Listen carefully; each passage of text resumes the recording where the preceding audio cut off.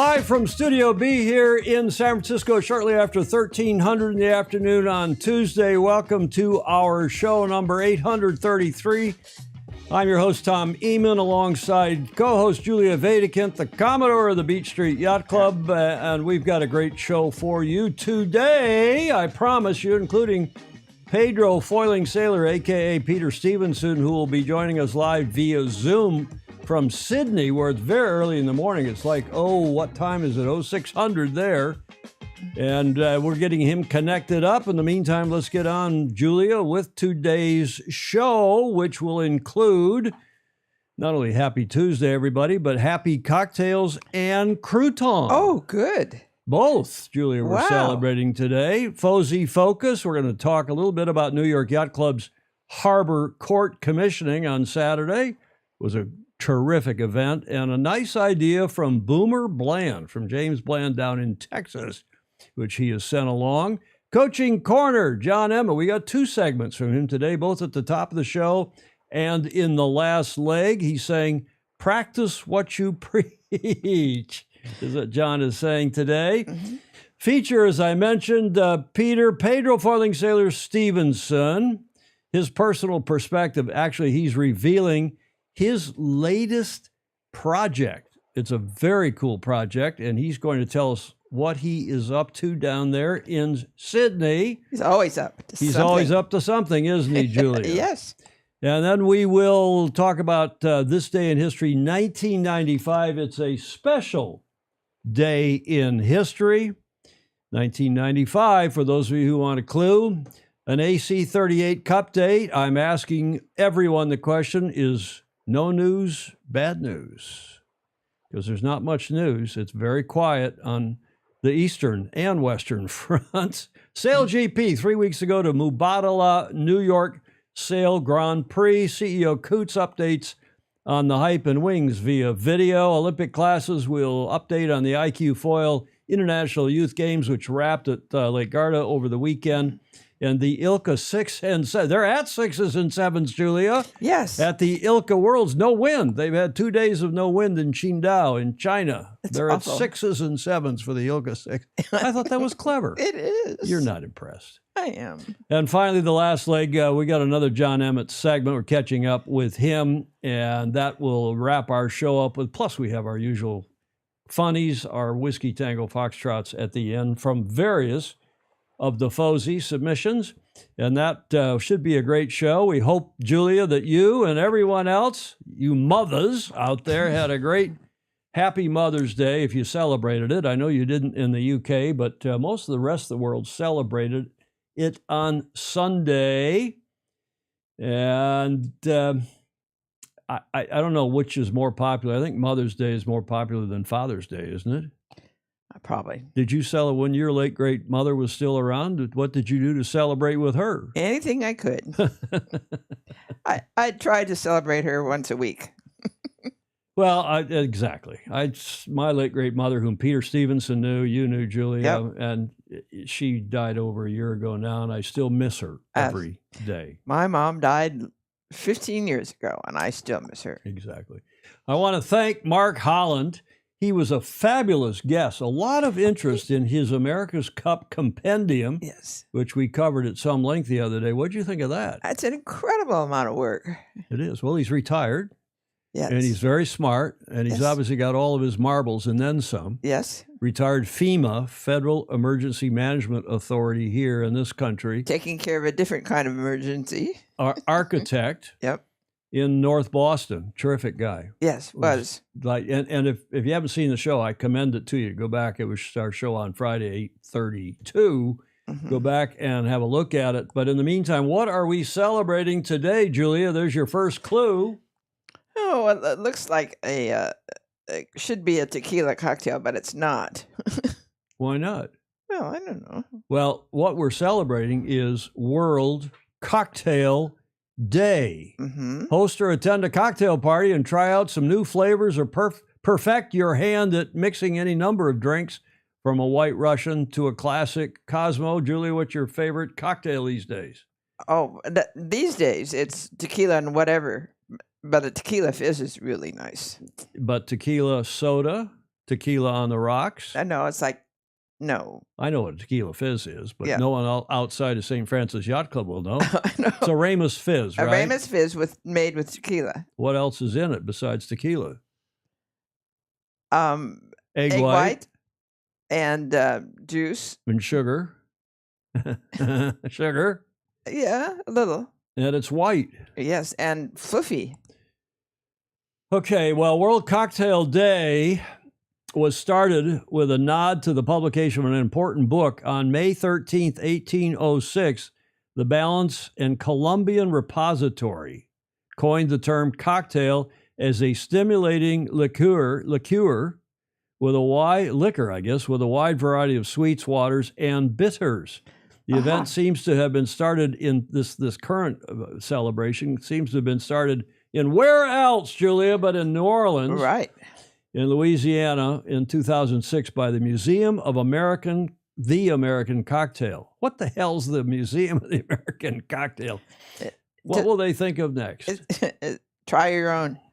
It began through an event held in celebration of the 200th anniversary of this culture-shifting drink. World Cocktail Day has been observed annually since then, growing in size and popularity, even though the founding organization has now joined up with the Southern Food and Beverage Museum. Probably during COVID, it probably folded up. Cocktails as a drink, Julia, yes, started in Britain, of all places, in the 19th century, and has since become an American innovation when a Connecticut... Gin. What? Pink gin. Yeah, when a Connecticut-born bartender, Jerry Thomas, wrote the book, The Bartender's Guide. The Bartender's Guide basically broadcasted an encyclopedia of how to mix drinks and recipes and some of the best combination of drinks and flavors.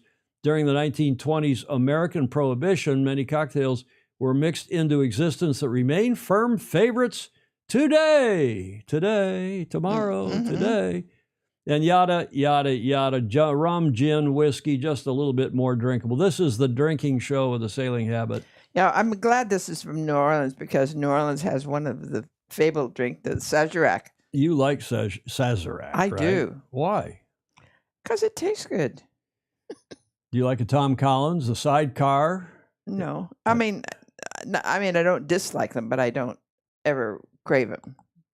Well, as you know, I'm big on soda water on ice with a slice of lime. You're really good about that. That's my drink du jour.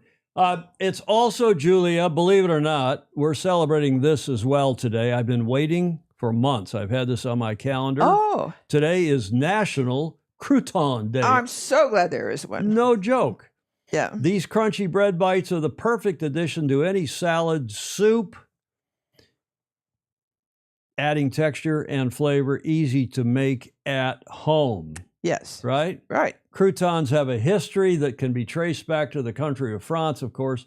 Well, at least the word crouton has its root in the French roots, as we would say in Michigan, in the French language, as it comes from the word, how do you say that in French? Croûte, which means crust. Is that right? Mm-hmm. This is likely because the original croutons were made from the crusts of day-old bread that had gone a bit stale, but could be cut into cubes and toasted with herbs and butter to keep from wasting food. Good idea. As Blake Middleton is echoing, because Julia always has the best simple reasons. Now, Julia, we have to carry on here with a little more because, as you know, I have adopted the word crouton for various uses here on the show and beyond. In fact, this slide is one of my favorite slides. This is what we indicate when we, instead of doing a Bravo Zulu, we do a negat Bravo Zulu, negative Bravo Zulu. And that is because the word crouton has other meanings, and I now refer to what we call in this country the Urban Dictionary. In the Urban Dictionary, which is, popular language in the hood, whether in the marina, our hood or otherwise, crouton, according to the Urban Dictionary, originally is derived from the Canadian word croûte and is generally adopted by a select few in Lille, not Lille in Belgium, but or France, but in Canada. Oh. It is used as an insult and is generally well accepted. You, sir, are a crouton. Now, how did I come up with that word? It's because growing up in Michigan, there were a lot of hockey players from Canada on the University of Michigan hockey team, and a couple of my best friends, one of whom was from Montreal, and John Wayman was his name, and he used the word crouton the first time I had heard it, and he said, "You crouton." I said, "What's that mean?" He said, "It's a mild pejorative. It's a polite way of saying you're a bloody idiot." Yeah. Without saying it in so few words. So you, sir, are a crouton. I've adopted that in the Sailing Illustrated Dictionary as a polite pejorative. Yes. And there's other meanings, too. A crouton is a thing to call people, according to the Urban Dictionary, if they are being stupid. Billy is an incompetent crouton. And of course, Julia, I have used that word in other ways, including as an adjective. And well. Croutonic. Yes. That is croutonic behavior. Yes. That's really a good use of that. The Royal New Zealand Yacht Squadron is croutonic in the way they're handling their trusteeship. And then I've also made up the word, frankly, croutonicism, which is another noun like racism or ageism or sexism. It's a noun. It's an ism. Croutonicism, Julia. Yes. And it's you, serious. My dear friend and co-host, are anything but croutonic, and you're certainly not a croutonicism. I hope not. I hope not, too. I hope none of us is, but that's where that came from on this National Crouton Day here in the U.S. What else are we celebrating? We're also celebrating, as we always say at the top of the show, those of you who contribute, whether a few bucks a month or contributions to the show in terms of content and so on. And we appreciate very, very much all of you, especially the super Fozy, who do give us a buck or two via patreon.com/join/sailing illustrated, or send us a check or send us a bottle of booze to help keep us liquefied, hydrated, yes, and flowing so that we can keep our studio alive and well. We've made see if anybody watching can see there's a small upgrade to our studio. It's not technical. Can you see the difference? You can. Don't give it away. I can. Gordon Smith says, I thought we were all paying just by watching the show. Oh, dear. Let's switch to a Fozy. In fact, we have two of them. We've debated this before, Julia, whether that makes this a Fozy Fuckus or a Foci or something. But we have a Fozy Focus for you today. And as Alistair Murray says, the patrons are definitely not croutonic or not croutons. And neither are all the Fozy. We appreciate the regular watchers and the people who contribute segments to the show, yada, yada, yada. No, not new lights, Ed Worley. Not new lights. All the studio lights are the same, the overhead, the spots.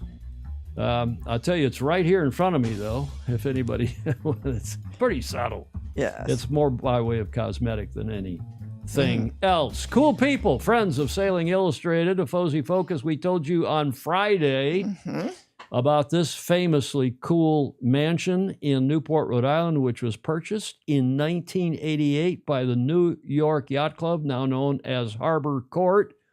And Saturday was their annual commissioning, New York Yacht Club's annual commissioning of Harbor Court.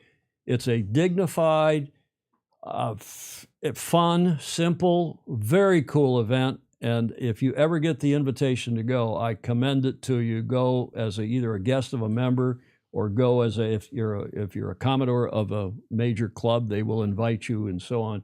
And here is what it looked like. That photo, courtesy of Claire Harrington, from just before the commissioning on Saturday. You can see the blossoms are out. Nice time of the year in Newport, Rhode Island, in the northeast of this country. There is the scene, the great scenery from on top of the hill up at the mansion, looking down where they assemble the race committee there on the left, the past commodores and the flag officers there in the center. And then on the right are all of the invited commodores, guests, VIPs from indeed around the world. We'll get into that in a moment. And the boats are dressed in the back, the yachts and so on. Beautiful flagpole. They're extending that pier, by the way. Fabulous stuff. That is the Vice Commodore's yacht, our Super Fozy Vice Commodore Claire Harrington. They bring their boat in, get it all dressed down at the docks. That's her. And I'm not sure the designer of this boat, Impacher or Impacker. It's a 70-footer. It was built up in Maine, a beautiful boat, cold molded wood, fabulous boat belonging to our super Fozy Claire Harrington. There, the race committee. This is nice, Julia, because the club, unlike most clubs, celebrate number one, first and foremost, not the bar staff, not the house committee. They celebrate the race committee. This club has been and is and always has been about yacht racing. And at the commissioning, they assemble the race committee to the left of the flag officers. Stingray is saying they all look like banjo players. I don't think so. And they're in dark covers, dark hats. That's the tradition because it's before Memorial Day. And it's just a fabulous occasion. There is the race committee assembled there, as I said in that earlier picture to the left. The esteemed and highly competent New York Yacht Club race committee. Andrew McIrvin said he was there a good few years ago, and John McNeil, who's a past Commodore here at St. Francis Yacht Club, was in the line with me of the VIP line, hence started a good friendship in all my trips to St. Francis Yacht Club, etc. Back on the line, this is the Commodore. There's our Super Fozy next to him on his right, there on the left of the photo, Claire Harrington. And then the rear Commodore, Peter Comiskey, and on down are the flag office, or sorry, are the past Commodores. And they all line up and are celebrated every year. And then the VIP guests, this is where Andrew McIrvin, John McNeil, and the other VIP Commodores and officials from the U.S. Navy and beyond. And they organize them left to right as you're looking from the top of the hill, or even here, in order of the age of the yacht club. Oh. So the older the yacht club, the further you are to the left, the closer you are to the podium. Yeah. Very nice tradition. Yeah. And it's been going on, as I said, since the club bought Harbor Court in 1988 from the Brown family, Commodore Brown, past Commodore of the Yacht Club, Grandma Brown. And we won't go into any details about the Brown family, but a fabulous yachting family. Their family links to Brown University up in Providence in Rhode Island and beyond. They're the guests of honor. And as I said, there were Fozy left, right, and center.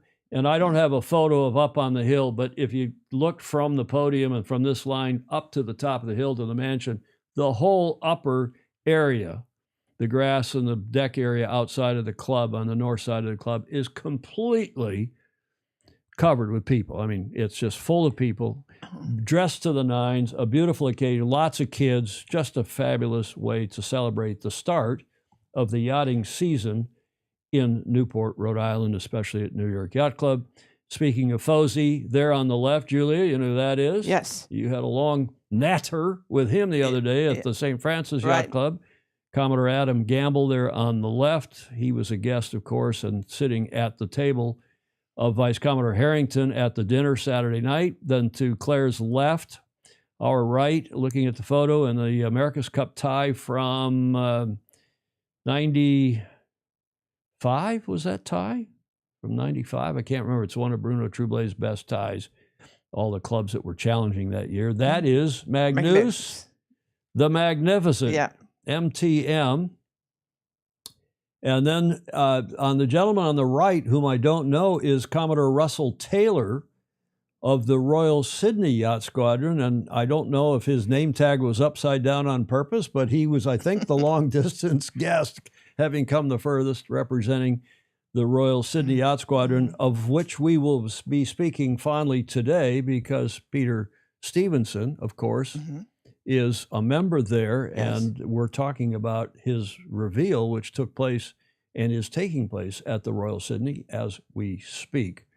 Andrew McIrvin saying the Rourke and St. Francis are only a year apart in terms of when they were established. Hence, I guess Andrew and John McNeil were standing together in that VIP line or near each other. I was kind of wondering, Those photos, courtesy of a longtime friend, New York Yacht Club's superb photographer, Dan Nerney, is a great sailor, great yachtsman, and he supplied those photos via our Super Fozy, Claire Harrington, and others. So that's one of our Fozy focuses. See, I was polite, Julia. Yes. Today, but here's the other one. Do you recognize that Fozy from Texas? James. Oh, yeah. Boomer Bland. Yes. Jay Frederick. Bland. Boomer because he's a former submariner, a graduate of our Naval Academy. And, he's more or less my age, and he can press. I mean, he's a big weightlifter, and he's very fit and very strong and very active in our sport. Indeed, he is the Secretary General or Executive Director or something of see on the upper right corner there, the United States OK Dinghy Association. Amazing. He's also active in the Finn class and a terrific guy. There's a better, closer up picture of him. The N on his cap is for the U.S. Naval Academy, where he attended. He's down near Houston. He's actually living in Austin, but his announcement here for us is apropos one of the he's from Lake Travis, Alan Long is saying, which is in Austin, Texas. But we're really talking about something that's happening later this summer at Texas Corinthian Yacht Club, which is southeast of downtown Houston. Fabulous city, growing by leaps and bounds. It's on the coast. There are several clubs, cool yacht clubs down there on the coast southeast of Houston, Galveston Bay. And you can see New Orleans way over there to the right. But back in Houston, we're going to be talking briefly about the Texas Corinthian Yacht Club, which not only is a cool yacht club and one of the best clubs in this country, supports our Olympians and so on, produces a lot of top sailors. It's a sailing-only club. They don't they don't allow power boats. And they're named after the Sewanaka Corinthian Yacht Club up in Oyster Bay, New York. And they even look a little bit like Sewanaka Corinthian's clubhouse. Fabulous club. Yeah. Fabulous place to get married, named by the Houston Preppy Handbook. I didn't know there was such a thing. It's one of the preppiest places in Houston. Yeah. Great spot. And they have a lot of racing, very active club. And later this summer, they will be hosting the OK Dinghy Nationals, North Americans, I should say. And TCYC will be hosting that in August 8th through the 10th. And Jay Frederick, Boomer Bland, wrote and said, Tom, I had an idea seeing similar behavior at other regattas. There are some people who no longer sail, have boats that often register, and pay the registration fees for class regattas nonetheless. So, they don't sail, but they have the boat. And to support the class, they just pay a registration fee for the regatta and register their boat. Or maybe loan their boat to somebody who does want to sail, but they'll pay the fees. Some young person or somebody. That was a nice idea. It is. And I have at least one sailor who's going to do this for the OK American Championship, August 8-10. I have been contacted by several others with their memories of their OK dinghy and racing in the last national event, approximately 50 years ago. This class is back on the upswing. Yeah. So I don't know if it's worthy to talk about this way of supporting class activities. We currently have 5 registered boats to race and are looking for 10. Shannon Bush is our regatta chair and PRO. She's a good one. TCYC has been very supportive, and we hope to make a home there for this national event in years to come. If you'd be so kind as to plug the regatta, hence this. And kind regards, Jay Frederick Bland, Boomer Bland down in Texas. I think it's a great idea. It is a good idea. Why not ask class members, even if they can't get to the championship, support us? Nonetheless, just pay a fee. Yeah. It probably is not a princely sum, and help us out. Why is that not a good idea? It is a good idea. It's a good idea. I do too, I think so. That from Jay Frederick Bland, Boomer Bland, who is the executive director, I believe is his correct title, of the U.S. OK Dinghy Association. That's our Fozy focuses. They can sail in it virtually. Well, or loan their boat. I mean, if somebody can grab their boat and go sail in it, and they pay the fee. And nice. Peter Stephinson is going to join us in a minute, but let's have John Emmett's report first. And John Emmett's Coaching Corner. We actually have 2 because I had a long one from last Friday that we didn't have time to play, and that is about a 9-minute report today, but very interesting. So we're playing that in this normal segment from John today. Coaching Corner, Super Fozy John Emmett. who is at another one of his clubs, actually the club where he grew up. Have a look at this. To show, first of all, that I practice what I preach, you can see I have the solar panels here in the Horn Farm, just doing that little bit for renewable energy. Sailing is very definitely a green sport, although of course there are aspects of it which are not, and that's something that we can probably work quite hard on. And I've got a lot of friends who campaign in that particular area. So my 2025 goal is very much around the parasailing, and I'm really pleased that Daniel Baker is there as a new VP, and I'm still trying to track down Hannah Stodall to do a more in-depth interview to progress that. But today's theme is teamwork, because teamwork makes the dream work. And we've all had this this cliche before. It's like sailing and getting your head out the boat, etc., etc. But the reason we have the cliches is because people have said something so many times, it's actually true a lot of the time. And teamwork is so important.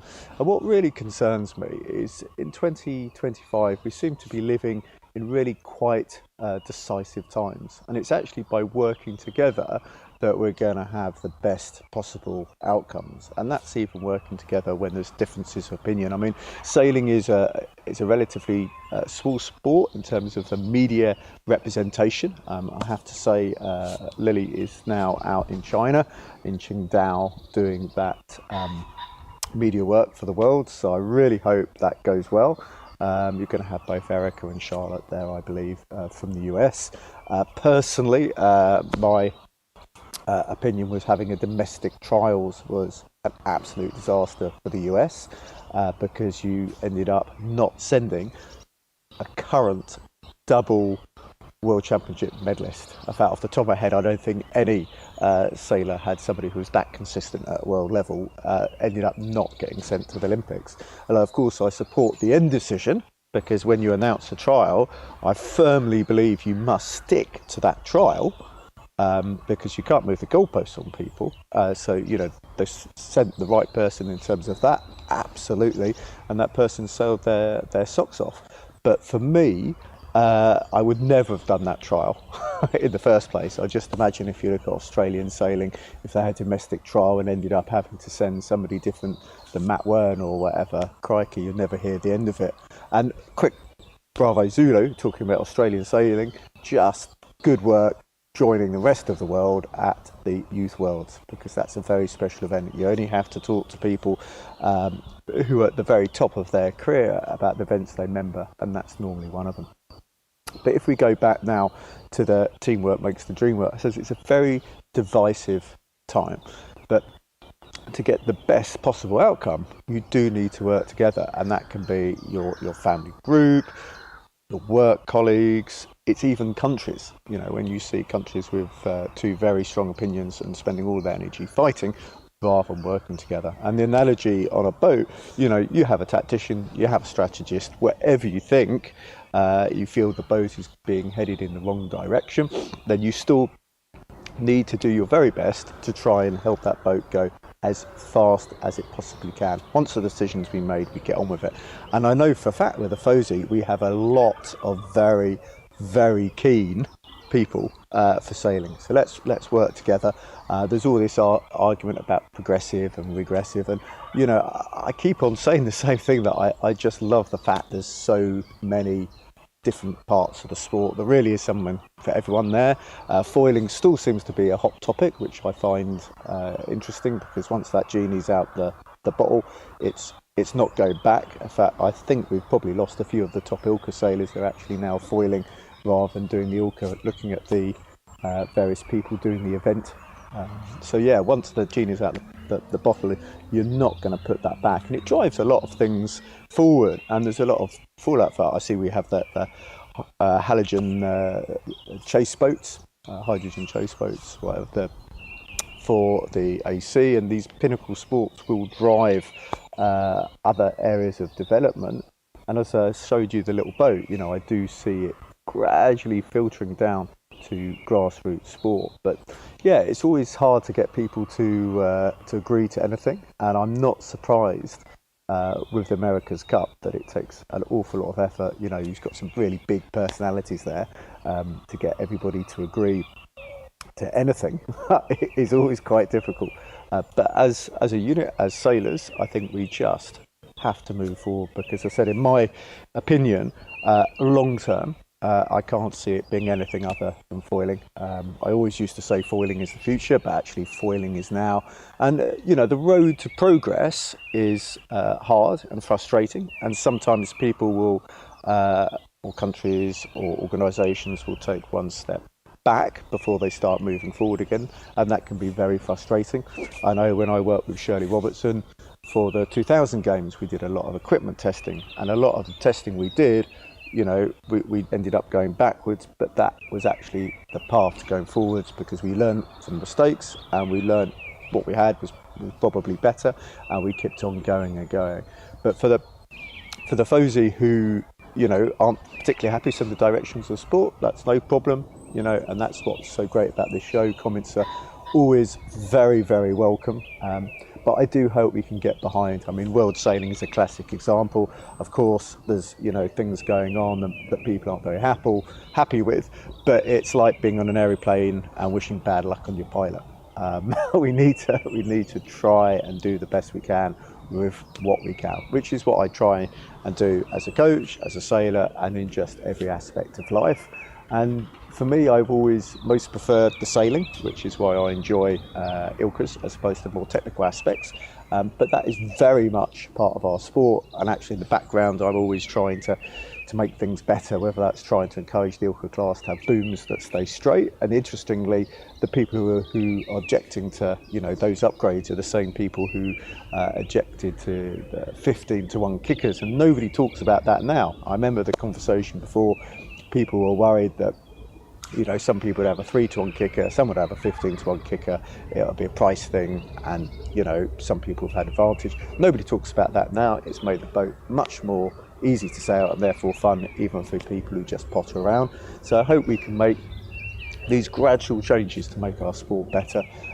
One of the beautiful things about Sailing Illustrated, we really have, you know, lots of comments from lots of different opinions, and one of the big ones is probably about next month, what's going to happen with the America's Cup. Personally, I have no idea whether it's going to be in Naples or not. That's not actually something I have any particular awareness of.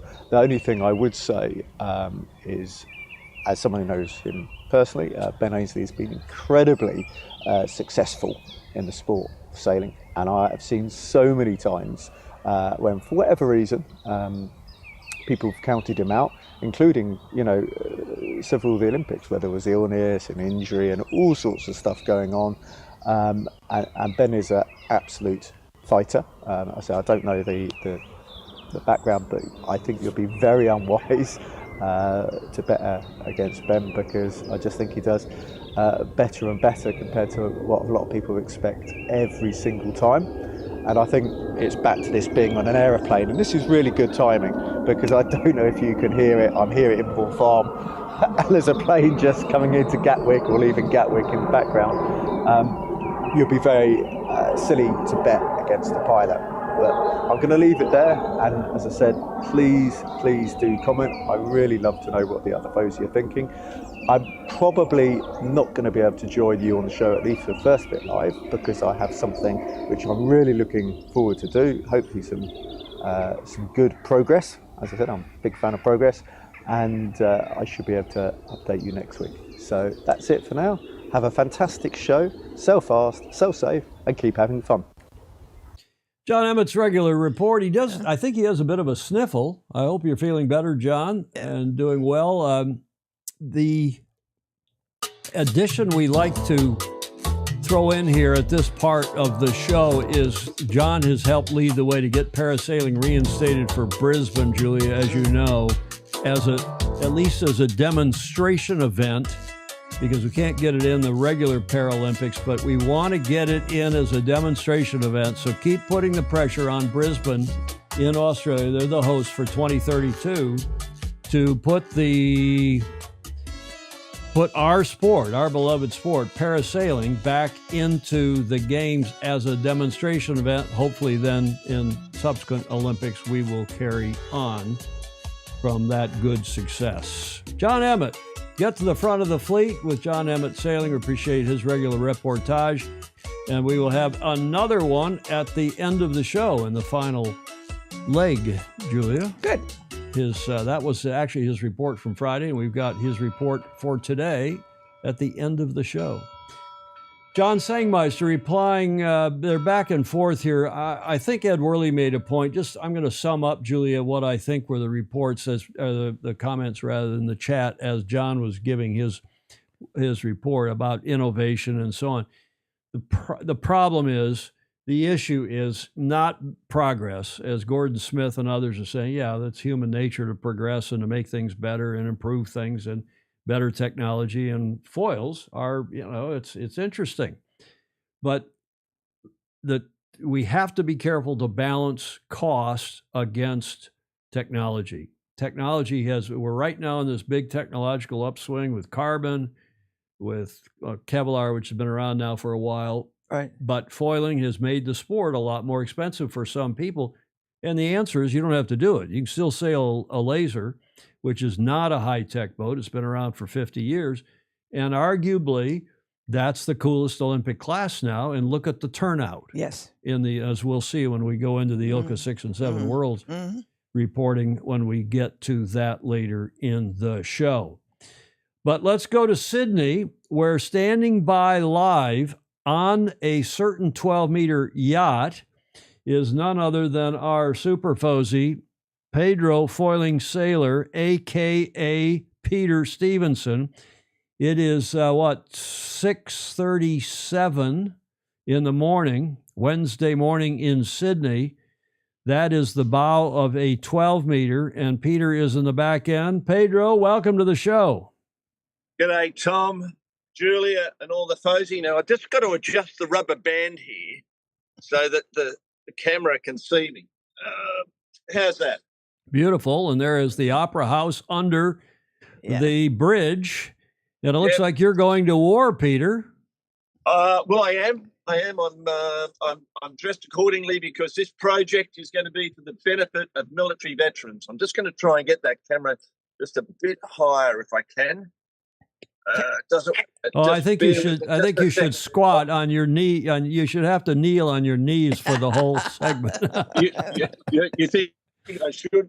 That's much better. Your knees, if your knees are anything like mine, you would be destroyed after 5 minutes, let alone.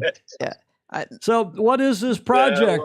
What is this project involving a 12-meter, Peter? I've got some other shots of it. Let me play a couple other pictures so we get another look at the boat, shall we? Tom, before you do that, I am honoured, privileged, and humbled to be part of this show, especially on official Crouton Day. So, are you going to put me in the corner there, Tom?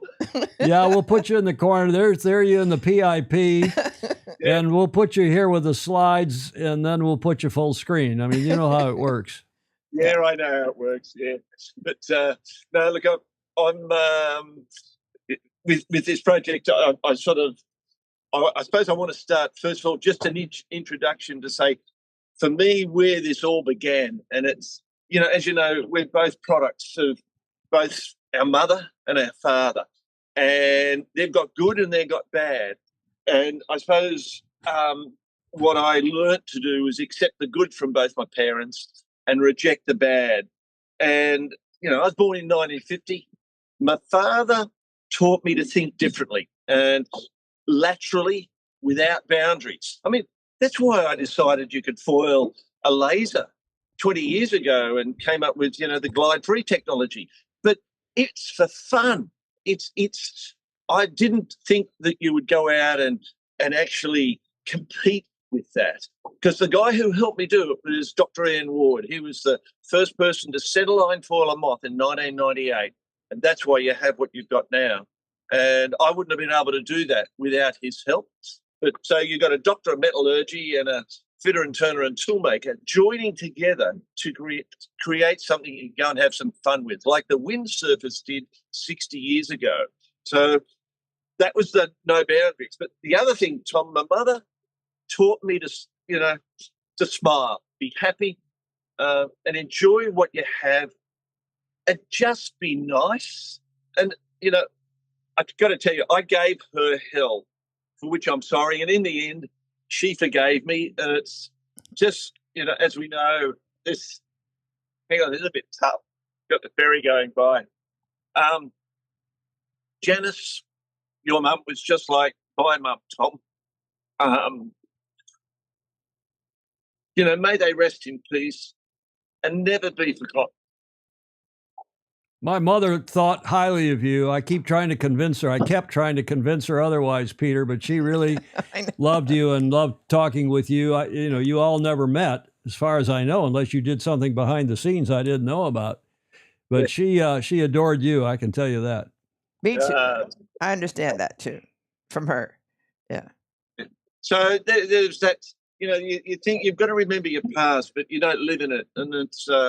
So it's and just to finish that off, my father also taught me it'll do a man no honour to own something unless he earns the right to own it. So he gave me a car he'd owned for 17 years, an FJ Holden, and he said, "Look, I'm giving this to you, but you're going to have to pay for the oil and the petrol." He said, "I'll do the rego and the insurance." And 2 years later, he came up and he said, "Right, you now own this car. You've earned the right to own it because you've looked after it." And with that, a recent thing happened here in Australia with my mate Dolly. I don't know if you know Dolly DeVola. His son had his car stolen. We've had Dolly on the show, Peter. I know. But I've never met him in person, but he like you, seems to have come out of the same character box. Well, Dolly and I went to the same school, Newington College. Dolly's father taught me. I'm not quite sure whether it was maths or English, and he also, might have given me the cane once or twice. I'm not quite sure. That was the way things were done in those days. I remember my father starting to chase me around the backyard when I was very young, and for something I did, and he took the belt off his pants and started to chase me. And I turned around, looked at him, and laughed. And I said, "Your pants will fall down." He could. After that, he couldn't give me a whipping, so to speak. So, but it's the scum that scum that stole Dolly's son's car. He'll have his what goes around comes around. So So, but look. The other thing is I got to sail big boats in the 70s when I was in the Army National Service. And then that taught me about killing and how bullets work. And that's how I then invented stop shot, bullet resistant glass in the early 80s. And it protected buildings around the world, even in America, Council on Foreign Relations and some embassies and bits and pieces. But in 2004, I ended up with, and I went, what the hell? I've kept myself fit. I've done all the things to do that. Why have I got this? And I was angry, but I went off and did my first Laser Worlds in Cadiz in 2004. So then in 2005, sold Stop Shot. My son actually made me redundant from my own business. And he said, "Dad, look, you're a disruption here. Just go away and do whatever you want."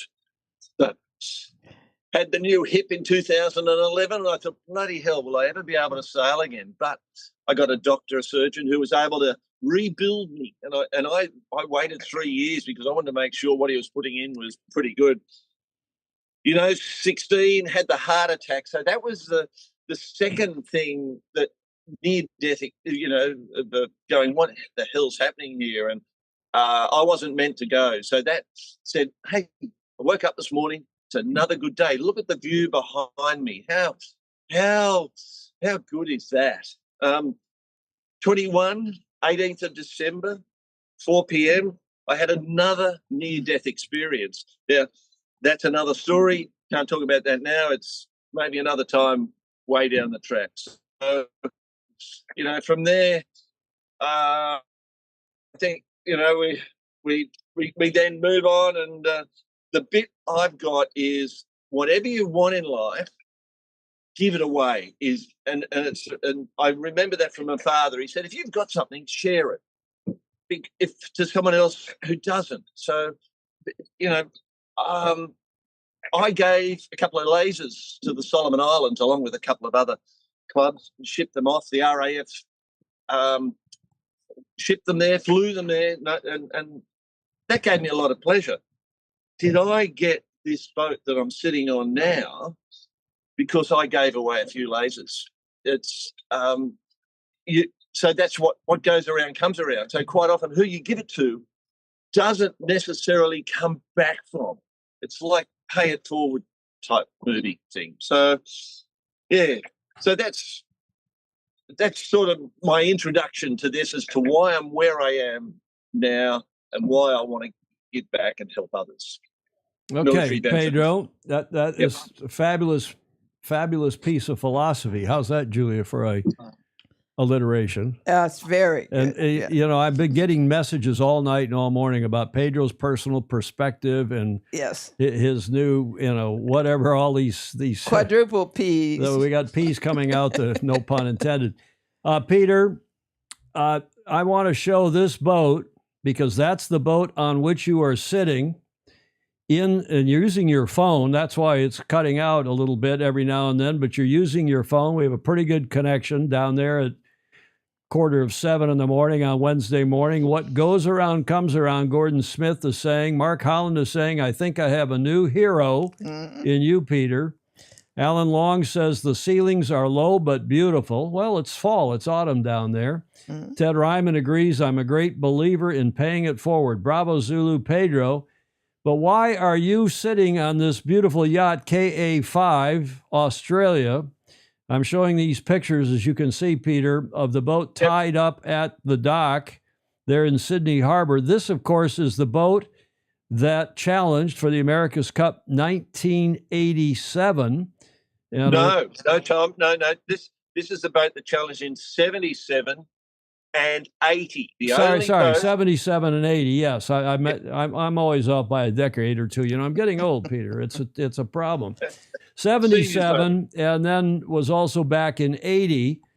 Noel Robbins driving, and our Fozy Andy Rose knows something about this boat because Ted Turner, Gary Jobson were competing against this boat on Courageous, and Andy Rose, our American friend, tactician, Gov Cup guru down at Balboa Yacht Club in Newport Beach, was the tactician on Australia on this yacht in 1977. So what are you doing with this boat, Peter? I'll roll the video. That's the boat being towed. Tell us what this video is and what you're doing now with this boat, complete with a camo jacket on. Going to war. You run the video and I'll do the audio over because I know it goes for a couple of minutes. So about 5 years ago, well, I've been working on this project for 10 years, but about 5 years ago, the boat came up for sale and I was going to buy it. And they were negotiating on price, and then they gave me a contract which was draconian. Even if I paid a deposit, I couldn't get my money back, and I was responsible for the full amount. So I pulled the pin. But I'd spoken to the owner in that time, and a lovely guy, Philip Williams, citrus farmer down in the Riverina.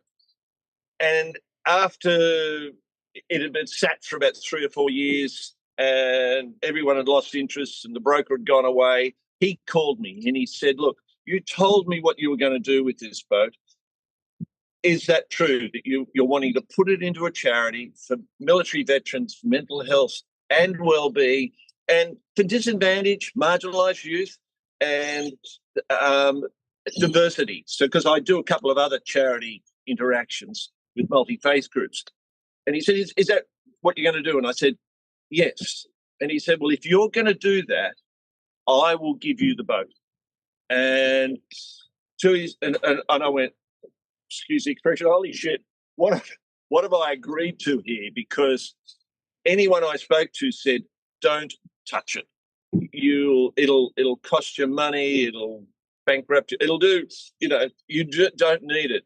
But I didn't want to go to my grave saying I should have. That's why I went into the. Yeah. So we all end up in a box somewhere, sometimes. So I then spoke with Maritime. Maritime have approved the mooring I'm sitting on here for it to go in and stay here for generations to come. It's going to become a commercial mooring, even though it's my private mooring. And I've been using the squadron to do some work on it. We've got a seized motor on it because someone left the bilge pump turned on, flattened the battery, and the motor got flooded. So I'm about to spend 40,000 thereabouts of my own money to putting a new motor in it, but it needs it. And then we're going to take it out. We're trying to find a spot where we can put it to take the keel off, take the rudder off, and fully refurbish and rebuild it. And what I'm going to do, Tim, I'm going to, excuse the expression, plan to make a shitload of money chartering it, commercial interest, use it as an advertising billboard, but use it also for veterans to bond and connect with their fellow warriors. And the reason is quite often these guys don't fit in too well with normal everyday civilians because they have no understanding or comprehension of what they've been through and what they've seen. And our governments have abandoned them. They literally train them up to be killers, do a job, and then when they're finished after 10 or 20 years, they leave and they're then abandoned. And they have to fight and struggle for every benefit and service that they can get. And I'm going to, as I said, I'm not going to go to my grave saying I shouldn't. So I intend to be very proactive but polite and respectful to our government and seek government funding and a whole lot of stuff. So I hope that covered as that was being towed down. So we towed it down to Sydney Harbour because the motor was seized.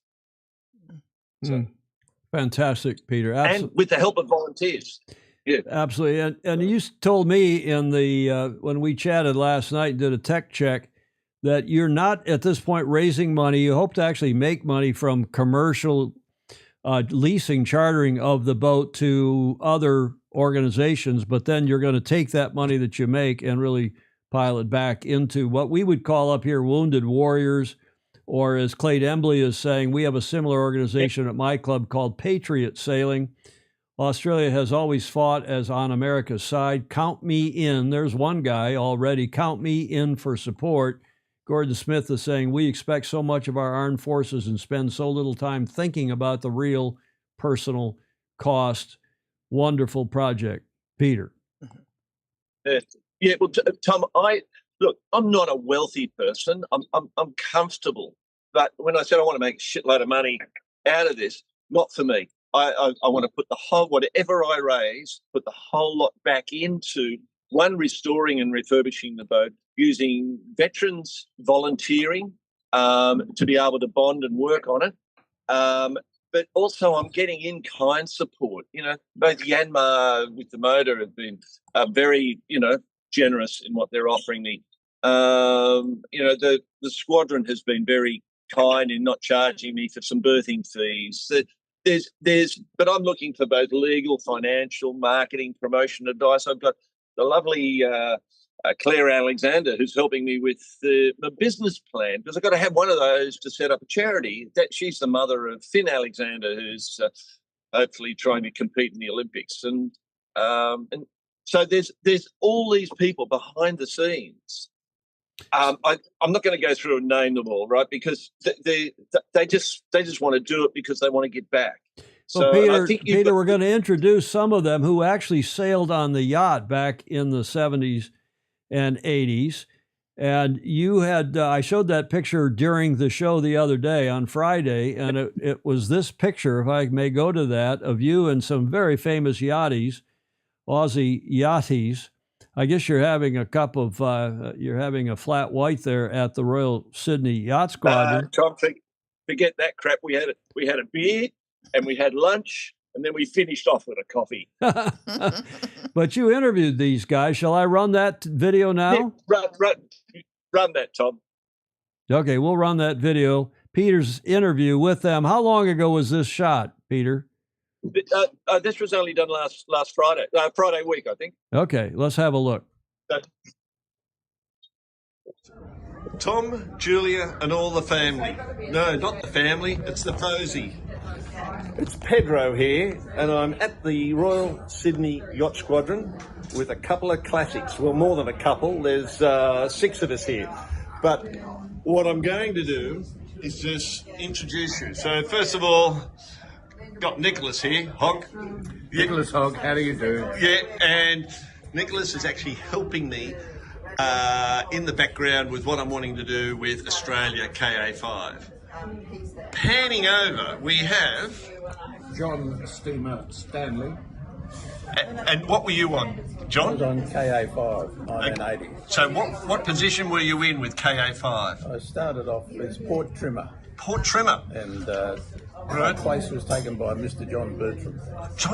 John, right. You were never promoted to starboard trimmer? No, that was a spot for West Australian people, that one. Yeah, fair enough. Very good. Over here, I believe we have Norm, but commonly known as... Nigger. And you sailed on what? On the KA5 in 77. Right. And I was a tailor, like John, and I can't remember which side it is now, I think I did both. Right, you were ambidextrous on the tailings. Very good. And look, someone that probably none of you really know is this bloke called... what's your name, son? Peter Shipway, Yeah. and I sailed on KA5 as the pitman in the 1980 America's Cup. In the pits. Mate, that was pretty good. Well, they call it pit, I don't know, when it was behind the mast. Bloke could pull the halyards up and let them down. That was Right. me. Oh, okay. Oh, so Long you weren't time in- ago. Oh, so that's... I thought the pit was down in the bilge. No. Oh, okay. I graduated from that. Yeah, very good. And next to Peter, we have... Dick Sargent. G'day, Sarge. So my 12-metre experiences is Gretel in 1962 and Southern Cross in 1974. So on Gretel I was at the mast, and on Southern Cross I was the bowman. And that's the limit of my 12-metre experience. Right. So that was your apprenticeship. So yeah. you're now getting ready to sail on KA5, Well, are you? that's right. I've also been to 2 Olympics in 5.5 class and in Flying Dutchman class. The first gold medal for Australia. Were you the first gold medal for Well, Australia? I was part of the crew that would have Australia's first gold medal in 1964 was in that Tokyo. with Bill Northern? That is correct. Oh, I believe my uncle taught him how to sail. Well, that was John Ross. someone must have. Yeah. Very good. Okay, so this is, just so you know, guys, this is just how it is at the squadron. A bit of a social lunch. Peter's sort of waving goodbye. And as you can see, the storm clouds are building in the background. So this is another Pedro's personal perspective. Over to you, Tom and Julia. Cheers. That's a famous group there, Peter. Very much so. I felt very privileged to be in that company, and there's more to come. I think in about 2 or 3 weeks' time, when we're going to lift the motor out, we're going to get another group together. So that's the plan. So it's I'm waking up with purpose every day. Julia had a What- question. No, I was just thinking it was wonderful to meet those guys. And what a crew. Well, there's more to come, Julia. I mean, if I had to, if I can put it out and say, look, for me, as I said, I plan to turn this boat into a giant billboard, but I'm not going to tell you how I'm going to do that because I don't believe anyone else has done it before, and I'm going to use it that way. But I'm looking at how people can help with what I'm doing and what is needed. And I need a hard stand to put this on for about 3 or 6 months. So I'm working on that. I've spoken to a couple of people, but if any of you can twist the arm of anyone locally around the Sydney Harbour that wants to be part of the documentary that's going to be made, of the boat being restored. And, hey, is it going to be a Netflix drama, right? A little bit like Below Decks or something along those lines. Yeah. We know the winches need fixing. We're thinking of putting a furler on the front. I'm looking at sails second hand and getting the RAF to fly them out from America with sails that you guys don't need. But I've been told that your sails aren't really as good as Australian sails. So we might have to look at an Australian sailmaker, right? So let's see where that ends up. I'm hopeful that we'll get someone within that. We need ropes or wash them or whatever. We've got over 50 backers at the moment from the Royal Sydney Yacht Squadron. And when I say backers, they're just people who say, hey, keep me informed. I'm really interested and passionate about what you're doing. And so there's to become one of these unidentified altruistic individuals, financially and in kind. So that's what I'm looking for. Now, just to give you a bit of a story here, do you know who Jack Thompson is, Tom? Okay. Julia? Fantastic. Great stuff. Right. Great stuff, Peter. I've got one more picture to show here. And that must be about, is that the same mooring on which you are now situated? No, that was its mooring up in Pittwater off Scotland Island, where it was getting very close to being scrapped. Because the boat's was worth more money as scrap, just as opposed to what it's going to cost to bring it back to life. But it's going to hang around for generations to come. Peter, there's one burning question. There's a lot of offer of support. So as Julia always reminds us, go back and look at the questions, look at the chat, the comments. But there is one burning question. Apropos this reveal, we now know what you're up to, but are you going to try to make this 12 meter become a foiling 12 meter? That was, look, I can't tell a lie. There was a certain date in April where I thought maybe I could do something just to, draw a bit of attention to it and put some foils on it just for one day. I don't think you'd get it up out of the water, Peter. It doesn't matter if it doesn't work as long as you try. Well, give Peter Shipway the best regards of all of us, including Mr. Dr. Andrew McIrvin, who was saying, I had Peter Shipway on the committee that was getting the Admiral's Cup going again. Alistair Murray, your immediate past president of your Sailing Federation, as you well know, saying, great seeing my old mates Peter Shipway and Dick Sargent. And I don't know if Andy Rose is watching, but he'll get a charge out of this as well. Absolutely. Having sailed in that boat with several of those gentlemen, no doubt. Fantastic stuff. Final thoughts, Peter? Well, just to fill you in, the call I got a couple of weeks ago was from Jack Thompson. And I said, is that the real Jack Thompson? Or is it an artificial impersonation of his voice? And he said, no, this is the real Jack Thompson. He said, I'm happy to offer you my face, my voice, and my words in doing it as whatever I want him to do as far as a documentary or whatever. And the other one, guess Magnus, MTM. He said, wow, this is incredible. I am happy to give my time as a writer completely free of any charge, if that helps at all. Books, magazines, articles, brochures, whatever you need. Happy to help. Wish I had a lottery win to just write the check, but sadly not. Let me know. Very happy to be quoted on my offer in any written, spoken media, interviews, etc. And I'm going, what the hell? I'm blown away by all the support I'm getting in the background, Tom, and especially for you and Julia featuring this. It's going to be restored. We're going to turn it into a charity with DGR status. I'm going to seek government funding, whether they like it or not. And I'm seeking involvement or referrals for any military veterans to volunteer and work on restoring the boat, and also be proudly professionally trained and be paid, right? That's important, that they are paid to be a professional crew on board this classic yacht when it is put back into charter. And any veteran who volunteers, and you'll love this, Tom, who volunteers gets a free second-hand laser to keep for them and their family. I have about 15 spare lasers at the moment on a remote property, along with an Etchel. And for this property to be used as a retreat for them as well. So there's a lot more running through my head, but hey, Tom, that's enough for now. I could take you off subject all day if you wanted to. Well, this is Ryman's asking Jack Thompson, the actor, we assume. That is correct. That is great stuff, and I love the idea of making these guys, these veterans, in effect, professional sailors, helping to man the boat on charters. But Tom, also their family, teach them to sail, but engage the other local sailing clubs here, like Hunters Hill, Wallara, Royal Prince Alfred, to and for their children, the veterans' children, to have funding to learn how to sail.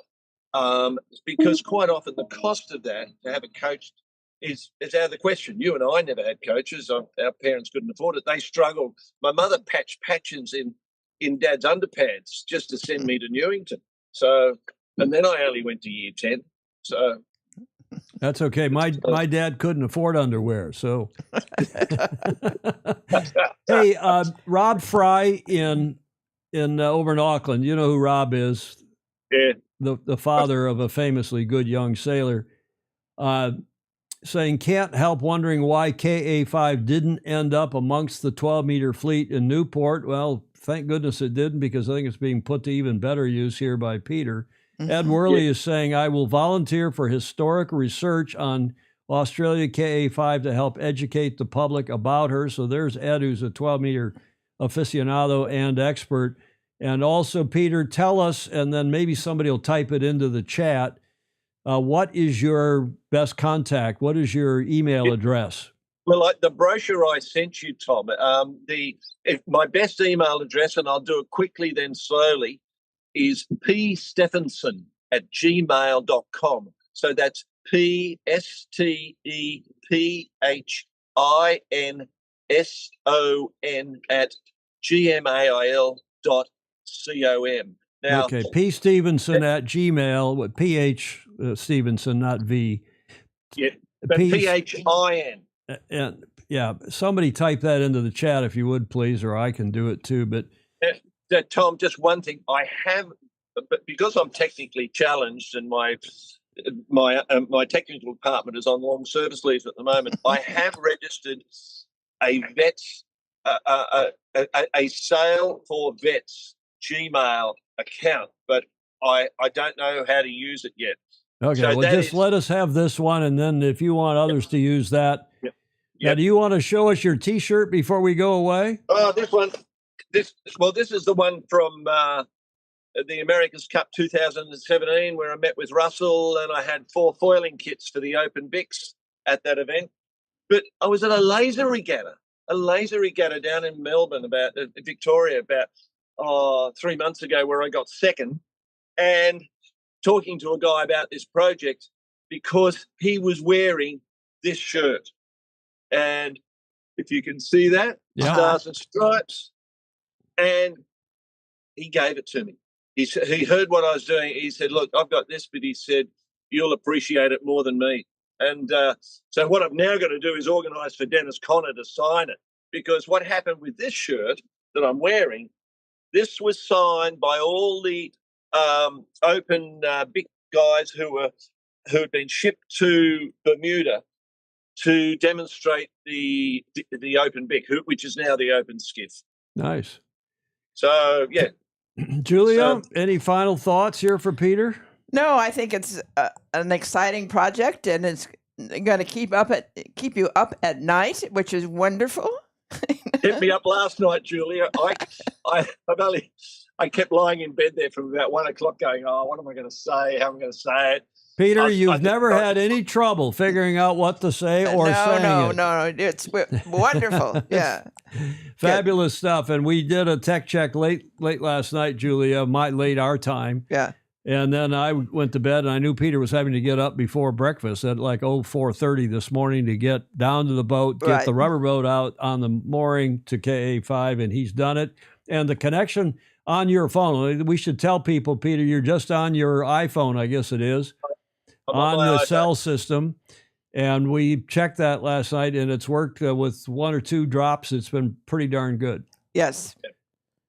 To say nothing of having the bridge and the opera house in the background. Yes. Super. Nice stuff. Someone has Pedro, to live here. thank you very much, and congratulations to you and Yes. to KA5 and all those other guys who are involved in helping. I think you're going to get a lot of help from the FOSI and beyond. And would you come back and give us an update sometime soon? Will do. I'll keep you updated on a regular basis, Tom. Okay, much appreciated. Bravo, Yes. Zulu, Peter. And another new life. Ciao for now. Well, Julia, that's pretty exciting. It is. Huh? It is. No little tasks for I mean, him. look, we had Mark Holland last Friday talking about the America's Cup Compendium. Yes. And that's no small undertaking. No. And we have Pedro on today doing this, and just an amazing project. And okay, you got Andy Rose, who does the Governor's Cup, along with Christine Gribben, year in and year out. You got Claire Harrington, who's up to her nose in she's not even Commodore yet, but is so busy helping to lead that club. And everybody else that's on here, look at what Mr. Dr. Andrew McIrvin does for our sport. Oh, yes. And we are so lucky to have so many fabulous FOSI and beyond. And we appreciate the support that you might give Peter in his latest project. Peter Stephinson, a.k.a. Pedro, foiling sailor. Yes. Chris Fury just missed it. He just signed in. Go back and watch it. I think you'll like this, Chris. Ed Worley agreeing it's a great project. John Albert Collings. Peter, see you next month at the laser gathering. Alan Long is just one word saying, wow, what a great job. Great project. Okay, Julia, what happened? Should we go into America's Cup now? Sure. We'll do what happened this day in history, the 13th of May, 1995, as I teased at the top of the show. And here's the clue. We talked about this on Friday. You know that yacht? Yes. That is NZL 32, Black Magic. And what happened on this day in history, the 13th of May, 1995? No, she didn't sink. She won. Only the second time a non-American team won the America's Cup. First was the Aussies in 1983 in Newport, and the second time was the Kiwis in San Diego, 1995, with this yacht, with Russell Coots at the helm. Ah, yes. Sir Peter Blake leading the syndicate. They won 5-0 over Dennis Conner, Stars and Stripes, a team that I was with as their rules advisor. Following that match, I told you on Friday that after the third match on the 9th of May, we were pretty devastated. Yeah. We knew that we didn't have a snowball's chance. And Chris Fury says, yeah, the Kiwis won the America's Cup. It was on this date, the 13th of May, that they won the 5th and final race. This was the first series to be, I think 92 was first to win 4, and I'm not sure Ed Worley will remember. And then in fact, Mark Holland will know probably on the tip of his tongue. And then the 95 match was first to win 5. I'm going to reprise a bit of that for you. In what was then the 144-year history of the Cup, it happened after 83 to the second time, only the second time that a challenger won the Cup, 83 and then 95. It was Black Magic NZL 32, which defeated Young America. We had switched to that boat from Stars and Stripes because we thought, actually both the Challenger boats, or both the Defender Trials boats, both Bill Koch's what was the name of his boat? Mighty Mary was the name of that boat. And he wouldn't give us his boat, so he settled for what we thought was the second best boat, John Marshall's boat, which was the Mermaid USA 36. And it was also Dennis Conner's second time to lose the Cup. Think about that. Awful. 7 teams were sailing in the Challenger Selection Series, aka LV Louis Vuitton Cup, for the right to challenge for the AC. As in U.S., 3 teams. As in the U.S., we had 3. This is from French, so don't mind the translation. It's a little rough. The U.S. 3 teams competed for the defense. A regatta was held, sponsored by the Japanese watchmaker Citizen Watch, yes, and the American division thereof. And here's an interesting factoid. I wonder if Mark Holland and Ed Worley agree with this or can confirm it. But in '83, each team spent between $5 and $8 million U.S.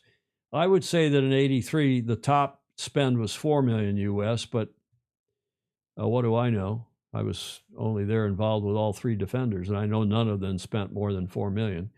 In '87, the sum increased to 10 to 15 million U.S. Yeah, 16 probably was the tops in '87. In '92, the Italian syndicate Il Moro di Venezia spent with its 5 yachts a budget of 83 million somethings U.S., I guess. And America Cube, Bill Koch's syndicate, had 4 new boats, and they spent roughly the same, 60 to 70 plus million dollars. Therefore, that was in '92. Therefore, for the '95 Cup, we put a cost reduction program in place. Yes, we all agreed that we would limit the number of yachts to new builds per team to a maximum of 2, and we limited the number of sails, and that didn't keep the cost down either.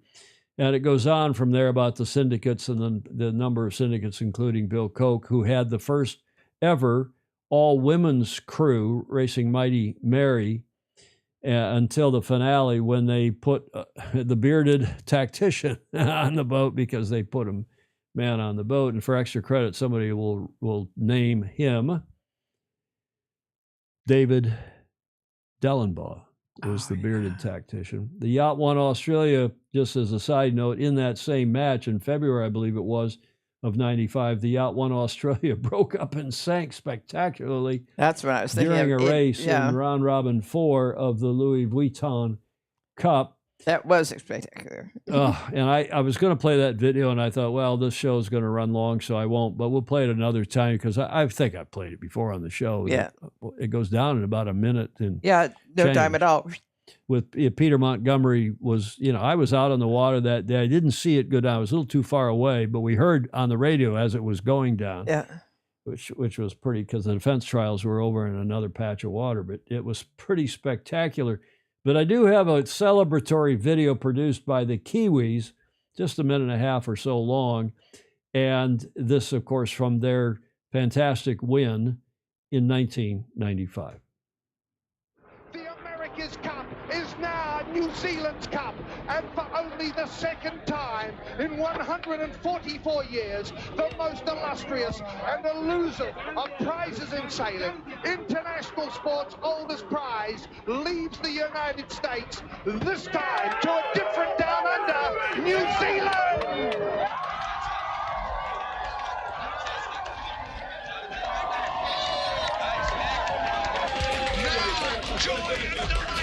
Peter Blake, Russell Coots in the team, because finally New Zealand really has something to shout about. Beautiful day. Good start to the day so far. Gotta reach for the sun. The New Zealanders are again outsailing the Americans. Today, with my neighbor, together is better. The America's Cup is now New Zealand's Cup. –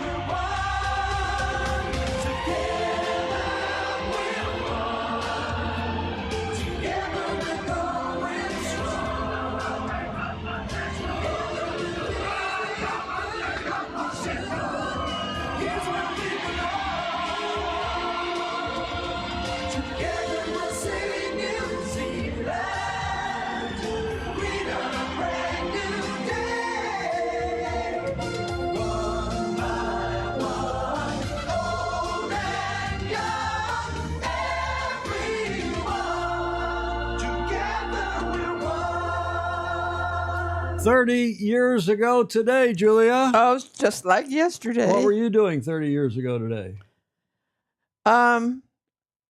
Watching the race. Were you watching the Cup? Yeah.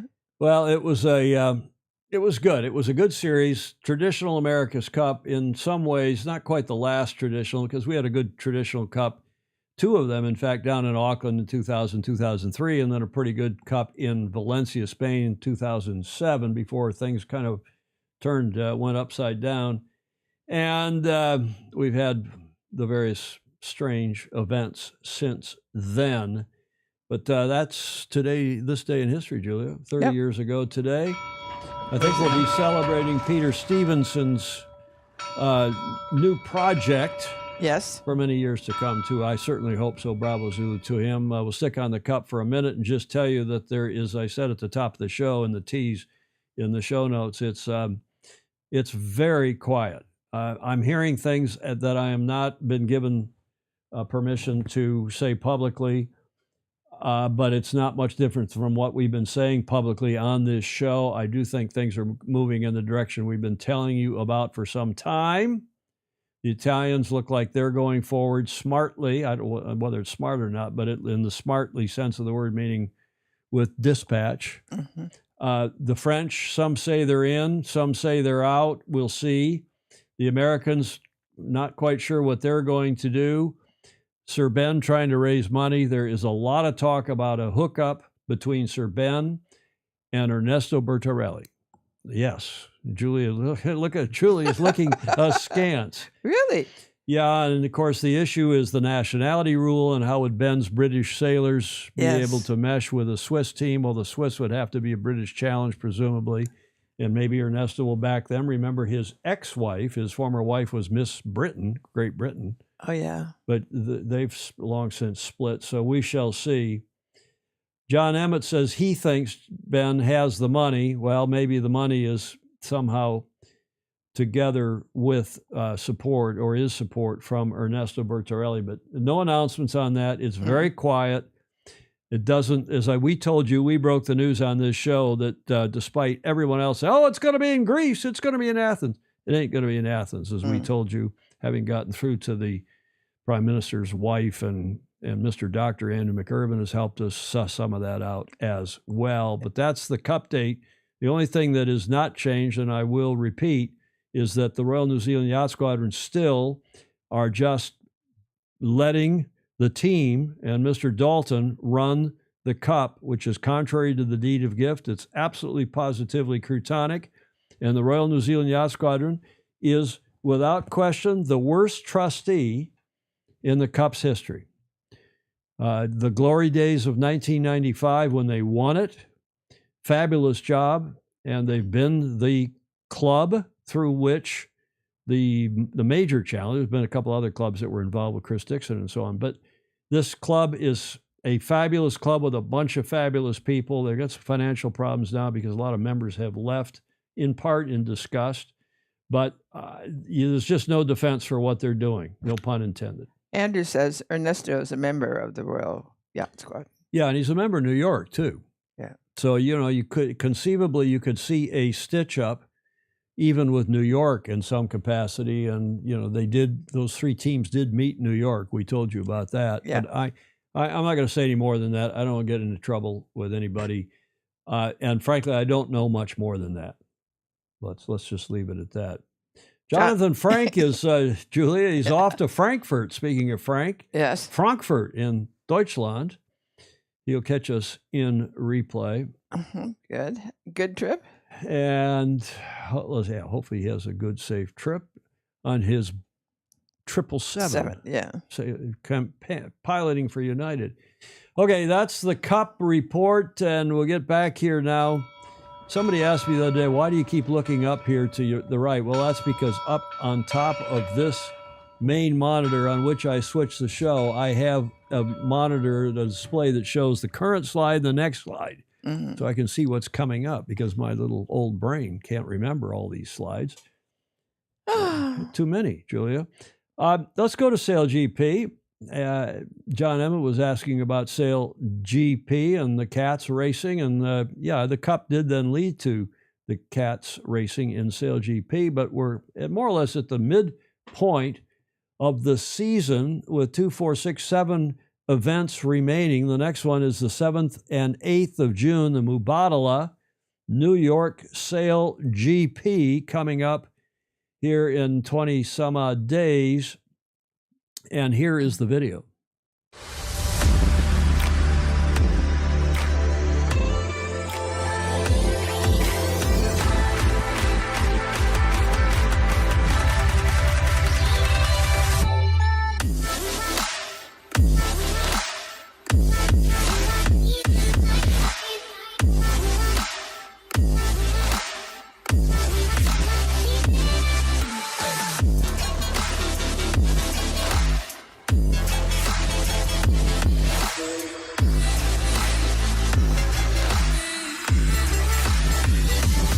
Buy tickets now, June 7th and 8th, but as they say, they're careful to say that's an artist's rendition, Julia, of what it's going to look like. Not necessarily the real thing in New York, but what is apparently the real thing. And this was announced yesterday, or maybe today. I guess it was announced last night, our time. This gentleman is back, the Sail GP Chief Hype Officer, DJ Khaled, is going to attend the Mubadala New York Sail Grand Prix. Big announcement.